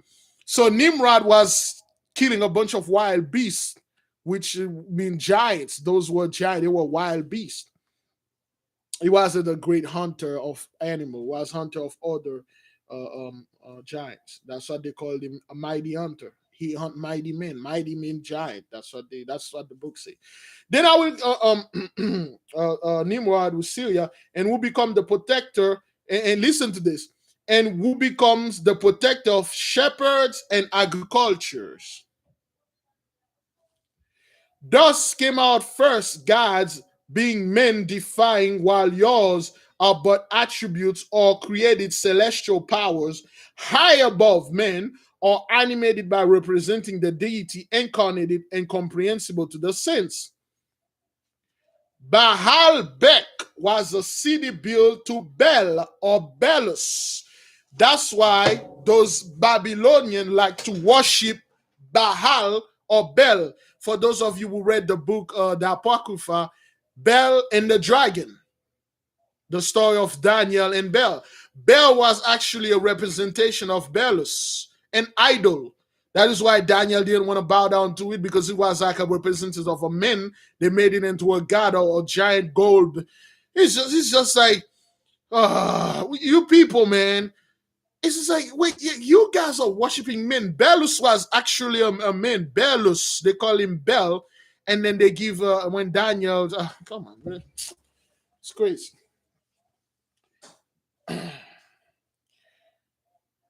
Baalbek was a city built to Bel or Belus, who, like your Osiris, is the symbol of the sun, which of burnishing gold he displayed upon his shield in battle.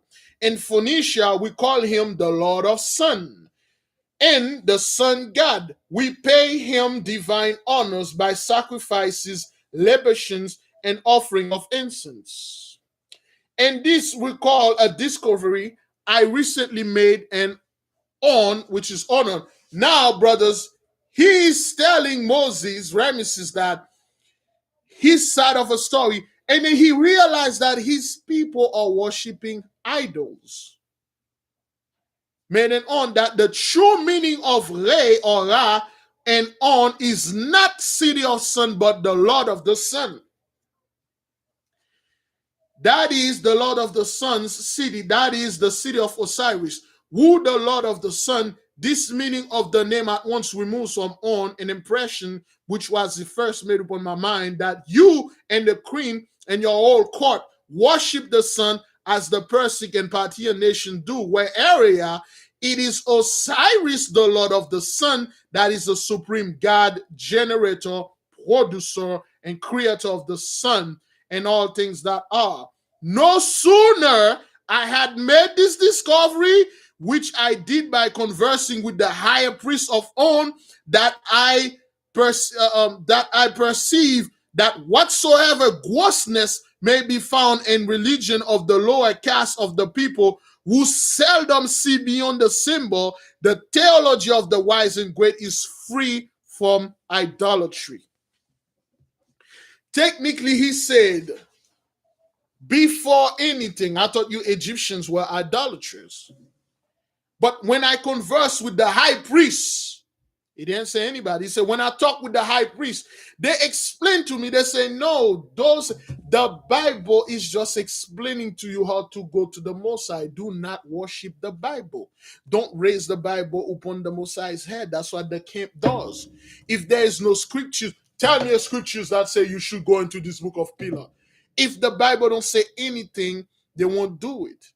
They don't respect people's opinion when it comes to, hey man, I have a dream. I don't know what it means. Let me tell it to you. They don't respect that. They don't respect history. They just respect the Bible. The Bible is above everything else. That means you make the Bible your God. This is idolatry. You're worshiping a book. And the priest, the high priest over there, the Egyptian's high priest, explained to him, and then he soon realized that they weren't true idolaters. They were talking about that one God, that one supreme being. But in order for you to get to this God, you cannot just go there. You have to learn a bunch of stuff, and then you're going to go and then talk to this God. So that's how he learned. That's like the fourth time he mentioned this here. I am glad you justify us in this matter, dear Sesostris. This is beautiful conversation, brothers. Answer the prince. We are not idolaters like the Persian and Barbara kings. So Ramesses Moses said, we are not idolaters like the Persians and the Barbara kings who worship stones, images, and stuff. They use these images and things as to get to the Most High.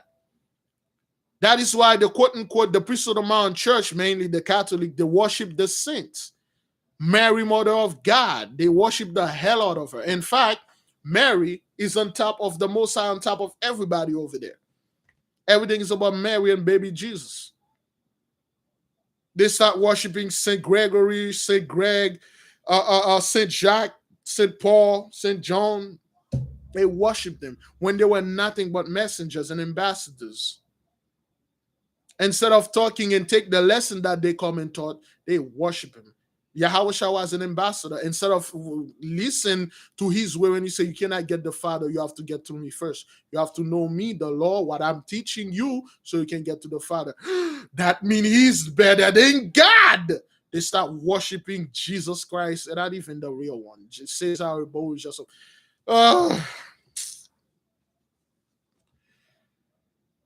I am glad you justify us in this matter, this is such to answer the prince. We are not idolaters like the Persian and Barbara kings. Our sacred books teach an intellectual and spiritual theology.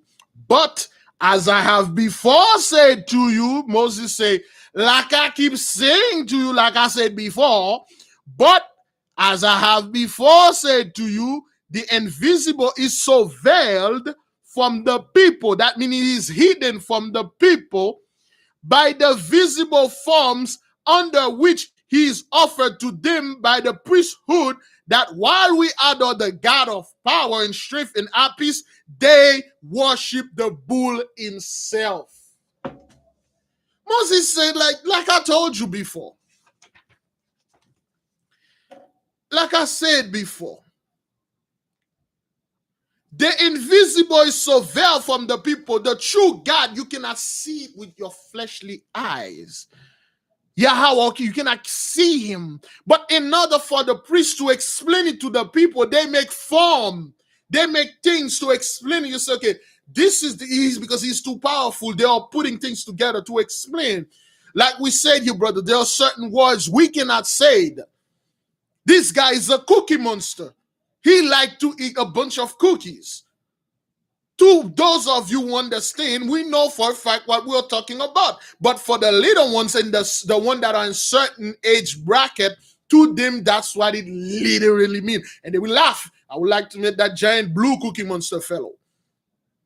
They don't know what it is until they become mature. And then 10 years later, they're watching this, they start laughing. They're like, okay, I got it now. They cannot understand properly. You have to use so much metaphor. For instance, brothers, I keep telling people, I keep explaining people, Biglevi, I am nothing but a dog the Most High sent to gather his sheep. This is a metaphor. The Most High have a spiritual, biblical zoo. In this animal metaphoric kingdom, the Most High have sheep, he have wolves, he have lions, he have birds, eagles, vultures, buzzards, dogs, cats, goats, rams. All of those are representation of people, kingdoms, and things, jaguar, and all that. Certain of us are sheep. Certain of us are wolves, and certain of us are wolves in sheep clothing. Those are all metaphor. A dog, a German shepherd, the true shepherd, I cannot, and I am not a true shepherd. I am not the Most High. I am not here to watch over the flock.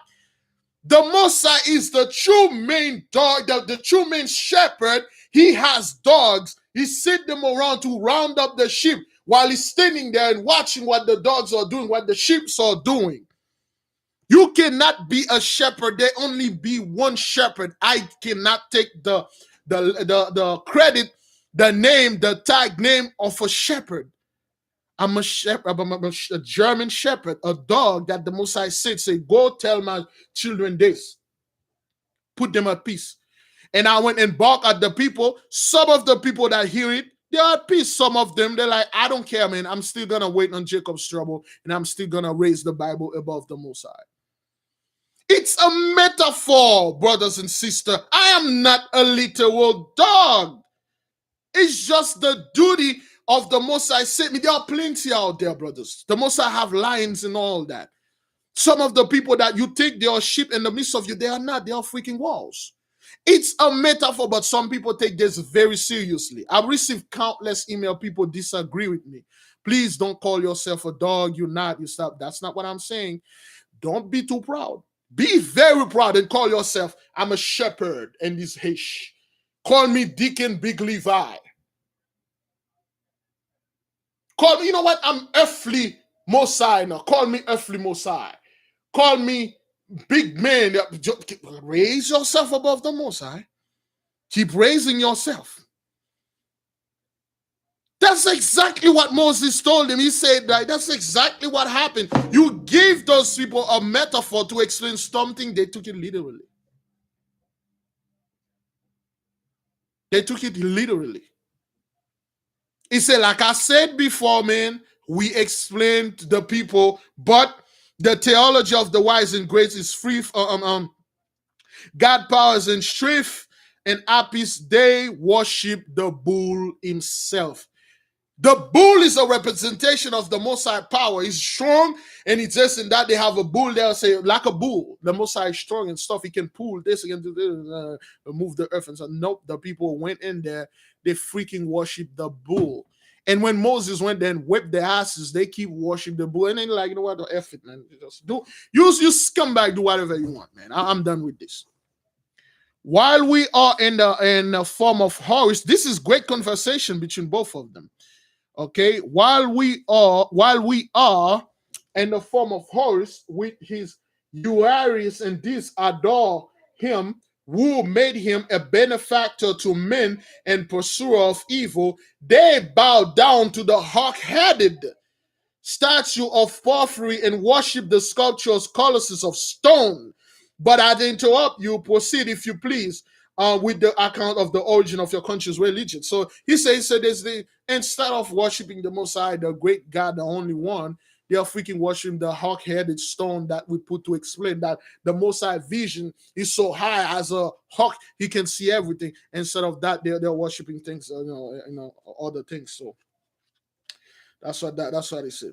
He said, please, I interrupt you. Go ahead, tell me about Phoenicia.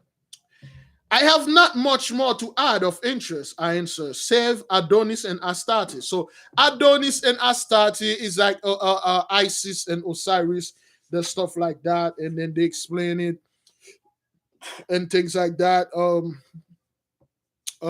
So he explained that the Egyptians are the daughter of the Phoenicians. Say the daughter has outgrown the mother, dear Sesostris. We are proud of your parentage. We bow to Phoenicia as the mistress of letters and queen of the merchants of the earth. But what think the priests of Baalbek, of Iris and Isis? So Egypt come from their culture come from Phoenicia, which I explained this before. Let me see. So they are talking about the Astarte, and it's just so confusing. We're not going to read the whole thing. I'm just going to pass upon it. They're talking about Isis and Osiris. The priests of Isis, and when they were in Phoenicia, attempt to elevate our worship, but we are still idolaters. That is mere men worshippers. So when the priests are explaining them to this, they still worshiping the freaking idols. Till this day, brothers. And the so-called Kemet community, they're still worshiping those Isis, Iris, Osiris, Asar. What the hell? We can tap their name in there. Asar, Asati, and stuff. Nefertiti, Amun, Moses. They're still worshiping those guys and raise them above the Most High when they were just like men. Okay? Or where do we not pay them divine honors? We offer them to the sun and moon and stars. I must be, and listen what he said. He said, I must be initiated, O Ramesses, into the profounder intellectual mysteries of your spiritual myth now that I am in Egypt. I know that's going to scare a lot of Christians when he say, I must be initiated. When he say, I must be initiated, Ramesses, that doesn't mean he has to be made into a Freemason. That's what not that mean. When he say, I must be initiated, he say, I must know more. I must read your books. Because, brothers, the priesthood, any priesthood out there, there's a level. There are certain things the high priest of the priesthood of the Most High never revealed to the people. There are certain, well, especially the priesthood of Mahan, they never reveal to the people. Only the inner circle knows those things. Only a few of them. Sometimes two of them. Sometimes only one of them. When you're about to die, he passes it to the other guy, say, only you supposed to know about this. If anybody else know about this, it's going to be a problem. And they die. There are certain things you have to study, that you have to be in the inner circle. That doesn't mean you're Freemasonry. It's just simply mean a club member. You have to be a club member. Certain purchase you cannot do online. Certain things you cannot do, like YouTube. There's YouTube Premium and regular YouTube. With YouTube Premium, you don't deal with commercial. That's why when I'm making my video, I hate commercial. I got YouTube Premium. It's a membership. You can cancel it and then get regular YouTube. When he said I must be initiated, he said I must communicate with the high priest. Abbasis was initiated into Jerusalem, into the Hebrew Israelites. He was a Gentile. He came into our land. He saw one of our women, Adora, and then the Mosai got him in. He learned. He got all our books. He copied all our books, brothers. And then he became a learner. That's what that is. It has nothing to do with, Illuminati and elite. Again, brothers, I have to clarify those type of things, okay? And Ramesses said, you shall have your wish gratified. The high priest of On shall receive orders to open to you what is close to all strangers, the sacred and mystic rites of our faith. So it is close to strangers. That is why, brothers, even the YAHAWAH, when he said the stuff, he told them when they sent the disciples, say, hey, I am not sending you. Don't go to the Samaritan. Don't go to the Samaritan town. The Samaritan were wicked. That's why they have the so-called the good Samaritan, because all of them, they were like freaking wicked. Don't go there. Don't go here. Don't go that. I am sending you unto the lost sheep of the house of Israel. The Galatians, the Romans, the Ephesians. Those are Israelites they call by other name. I'm sending you unto them. He sent Paul to Ireland and Britain and all over Europe. That's why Paul said, don't let these people touch my book. They're going to take the things that I'm saying. You have to be a specifically person to be a member of the 12 tribe, the 12 apostle. YAHAWAH shall have to initiate you. But he didn't do this to anybody else but the 12 apostle. We only got like 4 or 3 apostle book. The rest, we don't know what the hell happened to them. He have to teach you this. You have to know that doesn't mean YAHAWAH or Jesus Christ was a Freemason. People despise the word initiated. Define the word initiate. You'll know exactly what it means. That's what he made exactly. So, yeah. Now, brothers, this is where it gets interesting. Is it where that it get very interesting?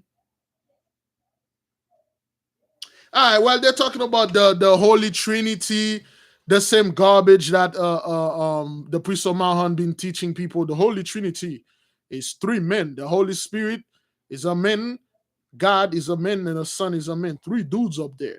And then you should worship them. Boy, that's not what that means.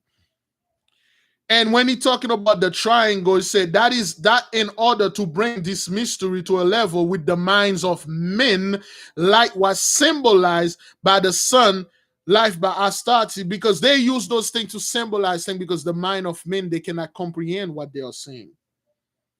This is interesting to me, says Sastris, said Ramesses. It explained to me what I did not know before understanding why the Syrians worship the sun.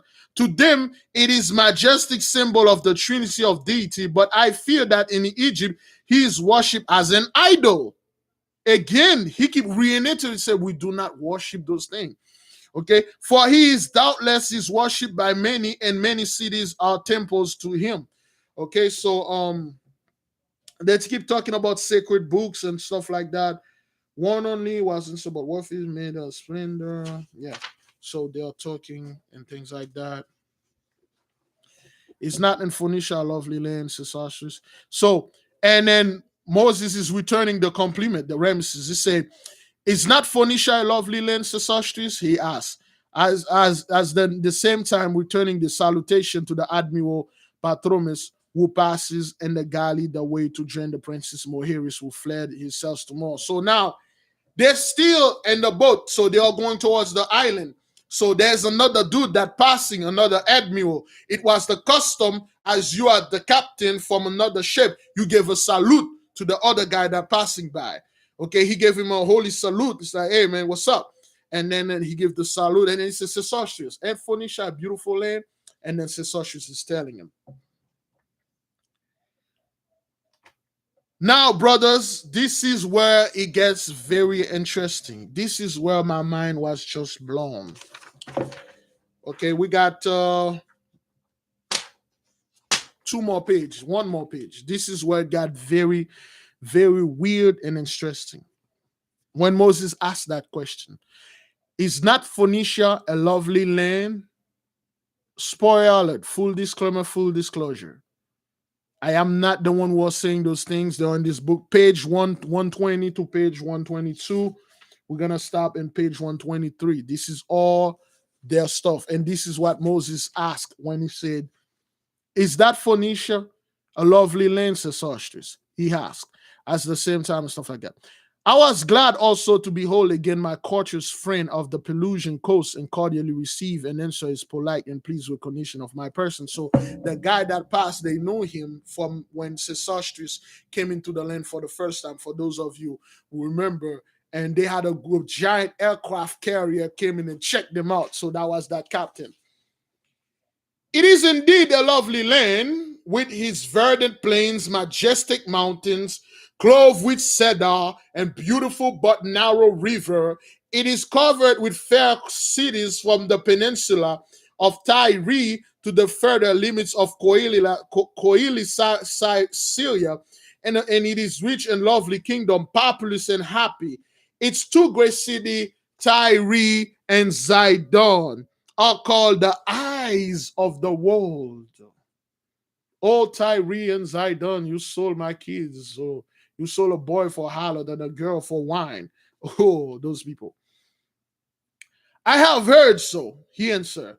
And when this Ethiopian war ends, because they were at war with the Ethiopian, and I find time to be absent, I hope to cross the sea to your kingdom. Brothers, this guy's, he's in Egypt. He said, I hope to cross the sea to go to Phoenicia. And then they want to tell you, like, over there in the third part, Phoenicia is close to Egypt and stuff. Or if you have to go to Phoenicia, you cannot go on land. You cannot go on boat. You just cross the land. Yeah, whatever. Moses said, when I have time, when this war is over, I wish to visit Phoenicia and stuff like that. We're on page 120, fourth paragraph. Egypt, as she also called herself the merchant of the seas, whose galleys have discovered in unknown oceans beyond the pillars of the west, the Isle of the Blessed. So report our bold and venturous mariners. Ha! This is interesting. He said, so report our bold and venturous mariners. That means even thousands of years ago, before anything, people used to travel all over the world. All over the world. They travel all over the world. So now the people that went to certain place, the Egyptian, they come back with reports. And then now they're explaining what they see. There's a very specific character. There's a very specific encounter here. We who stay at home know not, says Sostris, what marvels lie beyond the seas at the extremity of the plane of the earth, vast area. It is possible that islands and lands of wonderful beauty may exist where the sun wheels over the west to return to his rising in the Orient. And if we credit mariners who follow the shores of the Arabian and Indian seas, there are fair shores from whence come off of them breezes laden with fragrance of unknown flowers. Damn! Wild birds of rare melody fill the air in their songs by day, but at night the odorant forests echo with the dread war of fierce monsters that guard the shores from the invasion of men. Boom. This is beautiful.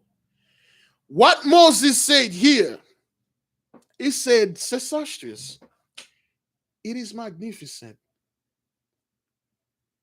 Do you think there is more land that we don't know, land that are beyond where the sun set, land that are far beyond? Sometime when we are on land, when we're on shore, we can smell flowers, unknown flowers that the wind, YAHAWAH, brought unknown flowers. We can smell them. They're not from here, they're from far. But the wind brought the smell unto us. Some fragrance, we can smell them miles away, brothers. That's when we didn't have all those pollution, okay? So he's talking about the Lemurian, he's talking about Hawaii, he's talking about all the other land that was in the Pacific, Atlantic, all over the world and stuff. The wind brought all those kind of like smell. You can smell things, brother. Just like when you're walking around, you can smell that sweet, delicious jerk chicken being fried somewhere. I don't know if you can, like Biglevi, but I can smell food mile away. He said technically back then, brothers, we were like pregnant women. We used to smell things mile away. He said, is it not interesting when we can smell those things away, yet the sea of the ocean is guarded by monsters to keep the men away?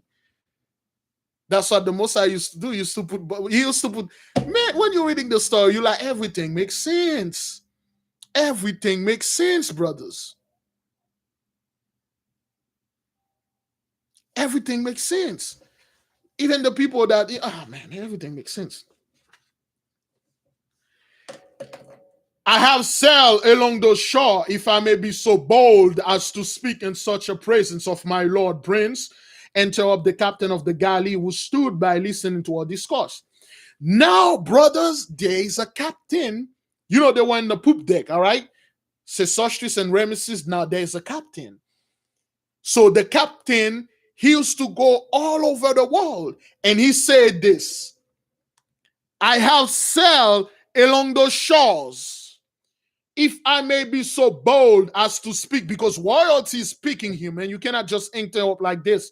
You have to ask permission in a polite way. That's how they used to do back then. He said, I have sailed along those shores, if I may be so bold as to speak in such a presence, my Lord Prince, enter up the captain of the galley who had stood by listening to our discourse.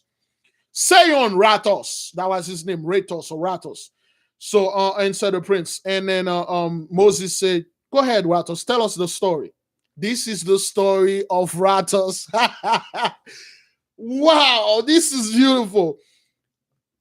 What have you tell of marvels of foreign seas? So Ratos, he's an old mariner. He go all over the world and he saw a lot of fish.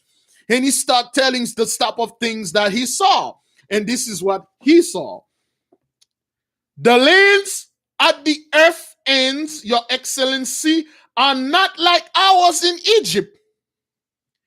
I have seen isles where the men are like larger monkeys and have language no one understands, and build their houses in the trees, evil demons, I doubt not, or else souls sent back to earth from the Amenti by Osiris to atone for the crimes in monstrous form, neither human nor beast.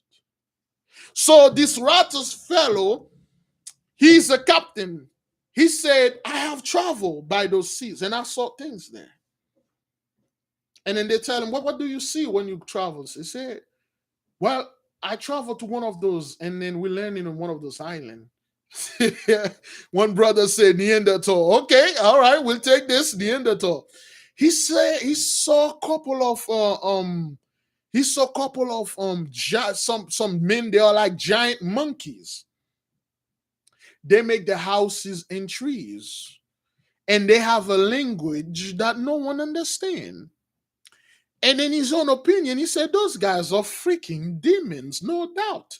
Those are souls that are too ugly to go to hell. Hell send them back to earth to get a little beauty, so to come back. Technically, that's what he said. I heard of these creatures, said I. How fast thou sell Oratus. So Sesosha said, I heard of those creatures. Remember, they're talking about monsters, but brothers. The captain is not stupid. What he saw weren't human. Those Bigfoot-like people, we know they're talking about Bigfoot, Dogman. They're talking about the Yeti. He saw them. He like, because the Most High put them there to protect certain places, brothers and sisters. Those are guardians that the Most High put there. He understands very well. He know. Those to us, we call them Bigfoot. The Most High put those dogmen here, to certain of those things he put there to guard the certain part of certain lane. And Sasasha said, yeah, Sasquatch. Woo.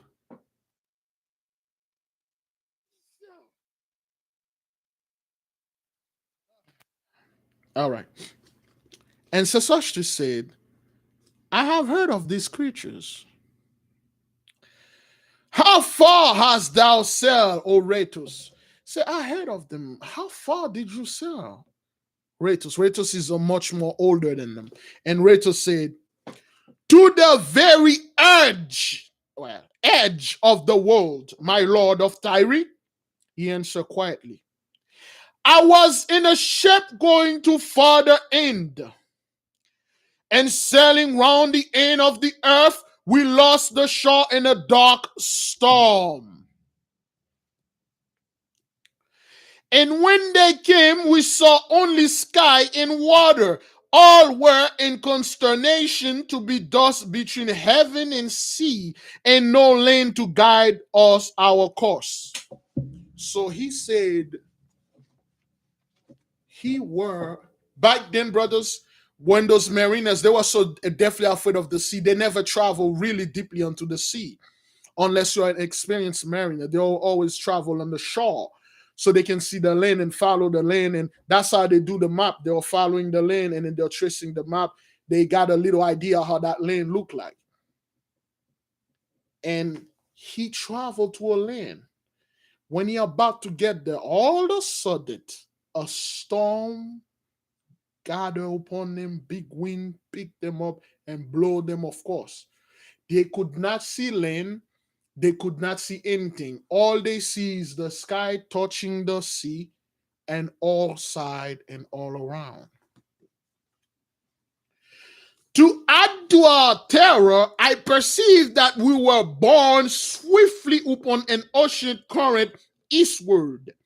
It is increasing in velocity, and I soon saw that we must be approaching the verge of the vast arid gulf, over which the full ocean plunges 1,000 leagues in breadth, thrown into chaos in the region of the lost spirits of the unburied souls of men. But by the interposition of the god of winds, to whom I vowed a libation and a bell of the richest spice of Bengal, a great storm swept over the sea against us, and before, if we fled as with wings until we came to a great island, under the shelter of which we anchor, rejoicing in our safety. Now, what happened here, brothers and sisters, this is the Most High checkmate people.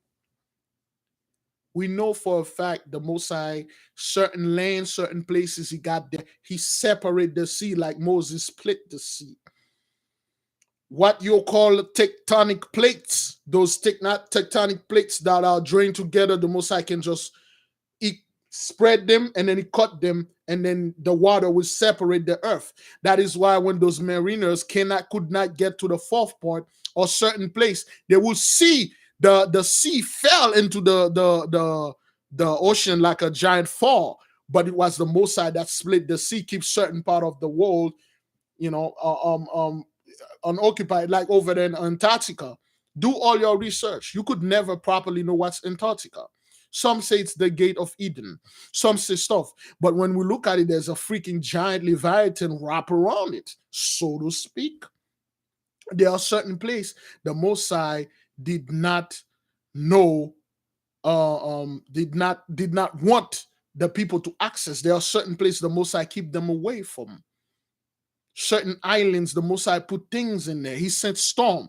And then when that guy was praying to his God, the Most High sent a wind and then blew them off course. And they were so happy they land on a little island. This is all of the Most High. Verily, brave Ratos, thou wet and great peril, I say, takest thou it was the world's end. And then, he said, do you think that was the end of the world where you saw the water fall like a waterfall? So say the king of the island. Wait, let me see. Ratos met the king of he met a group of people, the king of the island, see?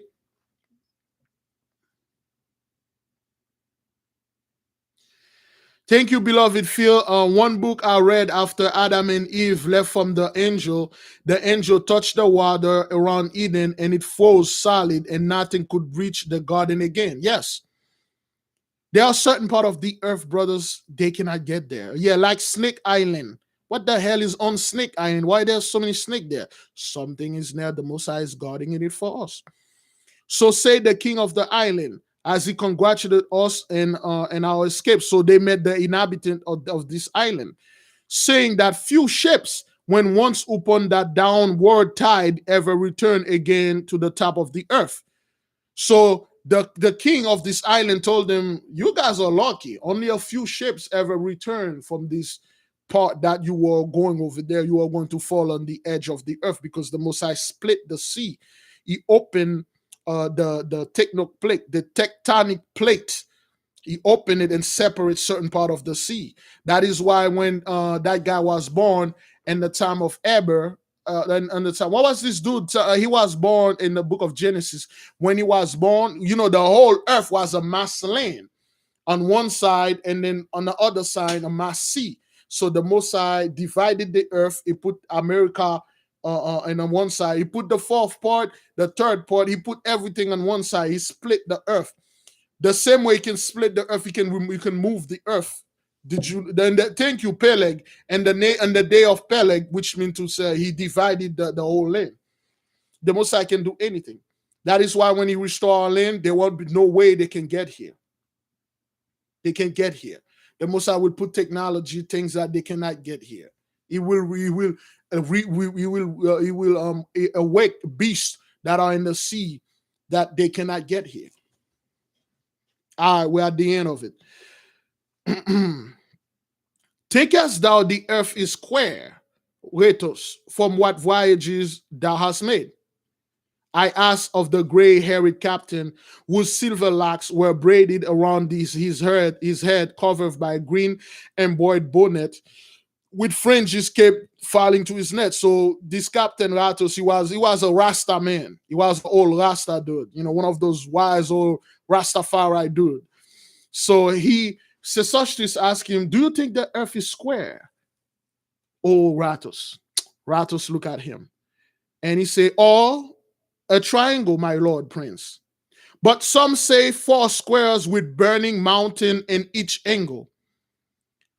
Those are the people talking about the shape of the earth. Again, brothers, we will have people saying the earth is round. Some will say the earth is flat, whatever you want to believe. And then Moses will tell you exactly what the earth is. Just like Enoch said, and all our ancestors already know. Thank you. They're all philosophized. Everybody's giving their idea. So he said, do you think the earth is square or triangle? Some say at each corner there's like giant pillars of fire. Which is thine own opinion, Rato? Asked the prince, who has been listening to our conversation. So since Rato's been all over the earth, they asked Ratos, how do you think the earth is shaped? And then Rato said, that is irregular and jagged, my lord of Egypt, and shaped not unlike this fair isle of water, what is we about to learn. And what thinkest thou, Ratos? Is its foundation continue? The prince. The Indian wise men say it's held up the back of a huge tortoise. So the Rastafarian, so the old Rastaman said, the earth is on the back of a huge tortoise, like a turtle. And our priest of Egypt, that it floats in the vast ocean. So there's a giant, according to him, he's what he learned the earth is supported by a giant turtle that is in the ocean, which that is floats in a boundless sea of fire. They are talking about the core of the earth, okay? The core. Those are pretty good knowledge. When you listen to those guys, you're like, okay, I understand what he's saying. He said, like, the earth is on the back of a turtle, but that turtle is swimming into a vast sea of fire, which means the magma, the lava, okay, in the core of the earth, okay? And he said, I know not, my lord prince. This is how wise this dude is. He said, I know not, my lord prince. I leave knowledge of such wisdom to the great philosophers. He says, this isn't my the Big Judah just uploaded a video. Is that what that is? All right, we'll watch it. Yeah, he just the beloved brother Big Judah just watched a video, and 15 more minutes will be done. All of us will go over there and watch it. He said, I leave knowledge of such wisdom to the great philosopher. He said, this is not, he said, man, I don't know, but I leave knowledge to the great philosopher. I'm just a mariner. This is wisdom right there. Instead of acting like, oh, I know where it is and stuff. He said, I don't know. But I leave this to great such, philosophers. And for my part, I am content. The Rasta is truly wise. He said, but for my part, I am content to live upon our fair earth, as long as the gods will, be it fire or tortoise, or even though it stand on nothing, as the people in Persia wholly does, but we are in the terror steps, my lord, of Memphis. So they arrive in Memphis, okay?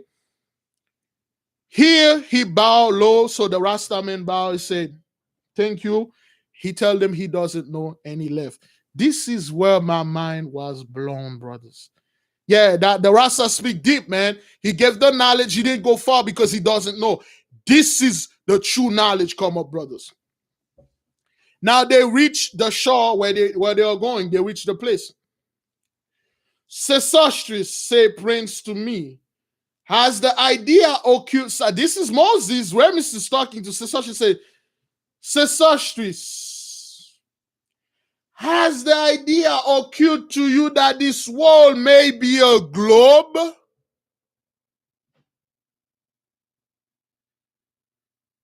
Suspended in soldo ether and in diurnal revolution around a fixed sun.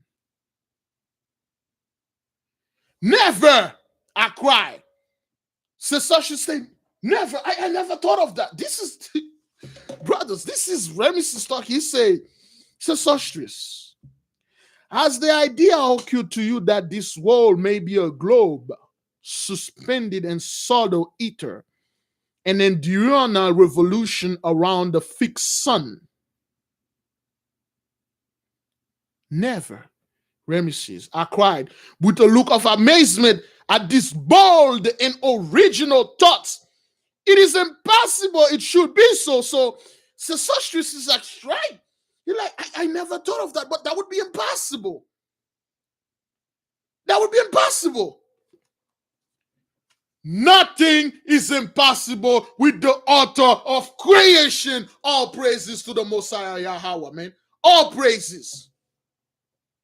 Ramesses look at him saying, nothing is impossible with the author of creation. He can do whatever he wants, he please. This is deep. He said, nothing is impossible. All praises, man.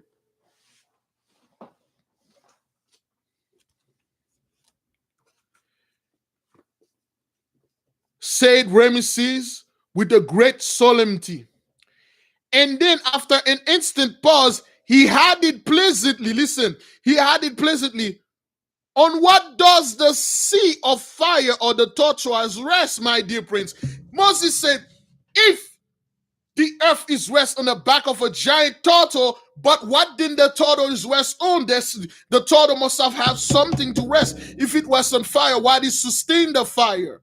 That's how our ancestors are. They used to question everything. Well, yes, if the earth is on the back of a giant turtle, but what is holding that turtle? Is there another earth under it? Is that the fire? What is holding that lava? What is that magma? What is inside of there? But I have, hang on. Okay, what does the sea of fire or the tortoise rest, my dear prince? Which theory is the most difficult to receive? But I have given astrology considerable attention, and if you will examine with me some observation and calculation that I have made,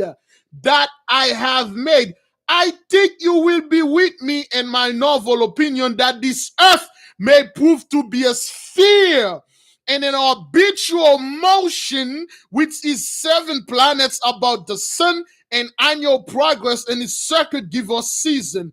It's diurnal motion night and day, but I see you stand perplexed and amazed. By and by you shall be initiated into the mystery of my studies. Let us land. The letter just ended. All praises to the Most High. All praises. All praises. All praises to the Most High. All praises. All praises, man. No, it's no confusion here. Listen, Enoch went to heaven. He gave you, in the book of Enoch, he gave you everything you need to know. All praises to the Most High. Moses said, I have discovered through astrology, our studies, this earth that we are is a sphere that rotated around the fixed sun. Again, brothers, you want to believe whatever it is. I'm not saying that's what it is. I'm not saying nothing. I'm just reading to you what it is. He said the earth is a globe that rotated in suspension and ether. What is ether? I have no idea. The Most High can do whatever the hell you want to do. Some people say the earth is infinite. I read a book that says the earth is actually the biggest planet in this universe. But Moses said when he studied, based on the mysteries, the books that he narrated, he find out the earth is a giant sphere that go around the sun and stuff, the stars, everything move. Even though you don't see them move, but they move. Again, brothers, this is just studying, man. This is nothing. This is just studying, looking for the Most High's face. When the Most High put us in those chariots, we flew. Ether, yes, sister, I say ether, E-T-H-E-R. When we flew in the chariots, we will look down there and say, okay, that's all right then. That's the true shape of the earth. Brothers, whether you believe the earth is flat, whether you believe the first is on the back of a tortoise, all praises to the Most High. He did this. All praises. There is no wrong or right here. All praises to the Most High. Whether you say, oh man, this and stuff, like stuff. No, that's that's what it is, brother. The moment we pick our head in the window, we're looking at the earth, we'll be amazed. We say, Zaza! That's what it was. Okay. All right. Now, brothers and sisters, Jews and Gentiles alike, and with all jokes aside, we see how the two brothers. You see how when you sit down with somebody that have a mindset that you have, you see when you sit down with somebody that have a little bit of the Most High Spirit in the body, and you're connected to the soul. They will talk, brothers. They will talk to you. They will respect. Nobody make fun of everybody. Even the Rasta man that came in, the Rasta say the earth is on the back of a giant turtle, and he tell them, I don't know how it's shaped, but all I know it's on the back of a giant turtle swimming. Brothers, everybody, people didn't make fun of people. A lot of people came in, they give their own opinion, brothers. That's how it is. Yeah, like it is here in the chat. Nobody fighting. Oh, this brother said that book said that brother feel, but that he read a book that the angel touched the sea over there in Antarctica and turned it into ice. Nobody can penetrate it. Did you know that they can drill they've been drilling the Antarctica for years? They never reach the bottom of it. They cannot reach it. Okay, they cannot reach it. Did you know there are certain places you cannot go? Certain places, this entire earth, brothers, is loaded with nations. All those nations are at war at each other, but there's one place in Antarctica, everybody's at one agreement. They are in one agreement. You cannot go there without their consent. You cannot go there at all. There's something there. We don't know what it is. Some say little green aliens, some say the Garden of Eden. I don't know what's in there. Yeah, they've been drilling for many years. They cannot reach there, just like they've been drilling on the island of Haiti for many years so they can reach the temple. They cannot reach it. Now the blessing is over. There's nothing they can do. There's nothing you can do. Now you understand that in this book, the brothers talk about a lot of wisdom, a lot of things that they know. They're talking about idolaters. They're talking about one true God. And Ramesses Moses talking about when he was a child, he keep hearing that voice. And we heard about the story of about Eli and Samuel when Samuel was a little boy. Beautiful story, brothers. We got a beautiful history. We got a beautiful culture. It's time for us to turn to our stories. Talking about the earth, turtles and stuff like that. I believe the beloved brother Azariah has a video where it's talking about the whole land, the birthright land. America is shaped like a turtle, like a giant turtle, all the way from Canada. You can see it does shape like a turtle and things like that. So all of these, brothers, they are called word of mouth, mythology, myth. What the Rasta man Ratos told the stuff, they are myth, word of mouth. He went to an island, brothers. He met giant monkey men, which we know Bigfoot family. He met a bunch of Bigfoot people. The Most High put them in certain places. Brothers, there are certain lanes we have no idea what's in there. We don't know them. They don't draw them in the map. Everybody here cannot tell you everything that you see on Google Earth is here. There are certain lanes, the Most High hide it from the technology. And we told you the mass land, according to the prophecy that was given unto us, is still underwater. At the end, Atlantis will rise above and connected in the America. Haiti will be the center where Atlantis will be connected, because Haiti and the island of the Turtle Island, Tortuga Island, that's where our ancient wicked parents, when they were fighting the line of wicked and the line of righteous, that's where they detonated the bomb that sank Atlantis, according to the history that is written in the holy tablets they have down there. Yeah, there's a lot, brothers, a lot. Yes, true. There are parts in the Amazon they can never go. They are part of in certain forests in the Amazon, they cannot go there. Okay. So, yeah, well, of course, through definition, America is just a giant island. America is detached by itself. America's North and South America is just a giant freaking island.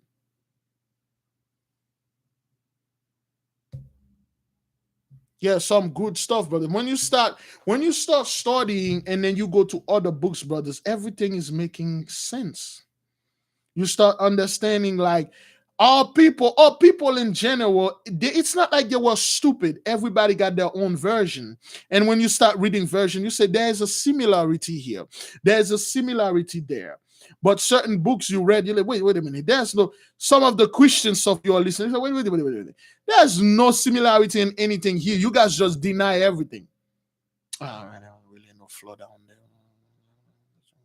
The earth was created by a big bang. The universe was created by a big bang. But who caused that big bang? You need a force to create a bang. To create a bang, a gun, you have to, there's a wheel and a pull the trigger. So boom, you can hear the bang. There must be some action there. No, the big bang created itself and stuff. What the hell is this? What oh boy.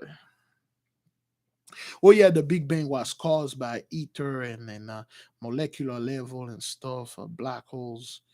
What the hell is this? Christian just tell you God created good, Satan created evil.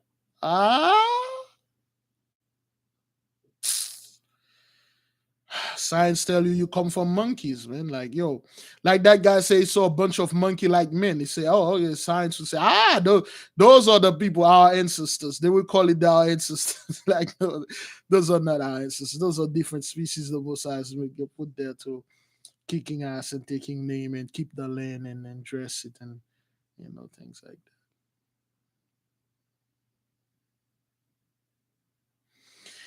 Yes, sister, I'm well aware of the book, the first 2,000 years, and again, certain information, brothers, we cannot bring them to the nation like that. Okay, um, the Most High created everything. Isaiah 45:7. I form the light and create darkness. I make peace and create evil. I, the Lord, do all these things. That's what when Moses say, when I go back to Israelites, they will ask me your name. What should I tell them? Politely. The Most High tell them politely. I am what I am. I am. You cannot put a name unto me. When you name something, yes, beloved brother Michael Shannon, I have your emails today. Oh, I forgot to say this. Brethren, my sincere apology to all of you. Boy, I that just flew out of my mind. We did not have the prayer today, and tomorrow we may not have a prayer. It just blew my mind. I had an appointment, a very important appointment today at 10 o'clock. And I washed and I went to the appointment. When I get there, they said the appointment was on the 14th, which is Wednesday. And then they say, well, while you're here, let me see if that person have time to see you. Well, all praises to the Most High, that person see me, but tomorrow I have to return there. And those places you go, you thought you would spend like an hour there, you ended up spending the entire day down there. And the entire day. We all pray anyway. We pray, brothers. If I don't pray, I know a brother or sister out there cover for me. Tomorrow will be the 13th. Tomorrow I will go in the same place. Hopefully it doesn't take me that long. And tomorrow, if you don't see me, everything is fine. It's just I'm very, very busy. All right. So the 15th, we will fast. Okay. For those of you who want to fast, it's not required. We'll fast and repent and say some 51. And then this Saturday, the 17th coming up, we will put $35 for those of you who are doing the $5 challenge. Brothers and sisters, Jews and Gentiles alike, by the power of the Most High vested in me, and I'm leaving you in peace. You can take this far anytime you feel like. We're still looking for the face of the Most High. We're still seeking His face. His face is turning towards us. We're just studying together, spending a little time with the family, okay? That's what that is. Now, brothers and sisters, it was an honor for us to have you here and study with us. It's all good. For those of you who are new here, please check the beloved brother LDIL channels, and please don't go over there. When you all of us will go to Big Judah. When you go there, brothers, I understand this is your first time. The stuff that those brothers are bringing, you may not be angry with it. Don't say anything. Don't go on the comment board. Don't say anything. You just disagree. Brothers, all this book that I read here, some of you I agree with some stuff. Some of you do not agree, brothers. But we're not going to fight. We're just going to listen. We're going to chew the meat, spit out the bones, brothers. Thank you for being here, brothers. We have to go and then check the beloved brother Big Judah videos, watch it, leave a likes, so to speak. You don't have to comment. Just hear what the messenger have to say. The message is very important. Listen to the beloved brothers out there, okay? Do them no harm. I myself, you can do me harm because I can track you down and arm you back. I don't play that. You you know, Big Leaf, I don't play that. But brothers and sisters, please join us tomorrow. We're going to study letter 11. I haven't finished it yet. If you see me tomorrow, good. If you don't see me, good. Don't wait on that, okay, brother? Meditate, okay? The beloved Phil put brother Ayah channel in there because when I tell people, they could never found it. So go ahead and check that. Study, brothers. Listen, brothers, sisters. You don't have to know everything. The moment you are aware of this book called The Pillar of a Fire, it's one of the prophecies. It's unlocked. You don't need to read everything, man. The moment you are aware of this book of water, and the spirits, prophecies, okay? Just, you don't have to read all of them. Just give the Most High praise and say, Most High, I'm at work. I don't have time to listen to this because this is what you have me doing. All praises to the Most High. Give him glory. Say, hey, thank you for unlocking this book and stuff. And this, if you can read it, good. If you cannot, don't beat yourself. Always put the Most High on top of everything. Don't let any books or any channels or any men be your God. Shalom. May the King reign forever. Be at peace. There'll be no Jacob's trouble. This is Esau's trouble and the Gentiles' tribulation. I will now read your emails and hopefully tomorrow we will pray. May the King reign forever. Shalom.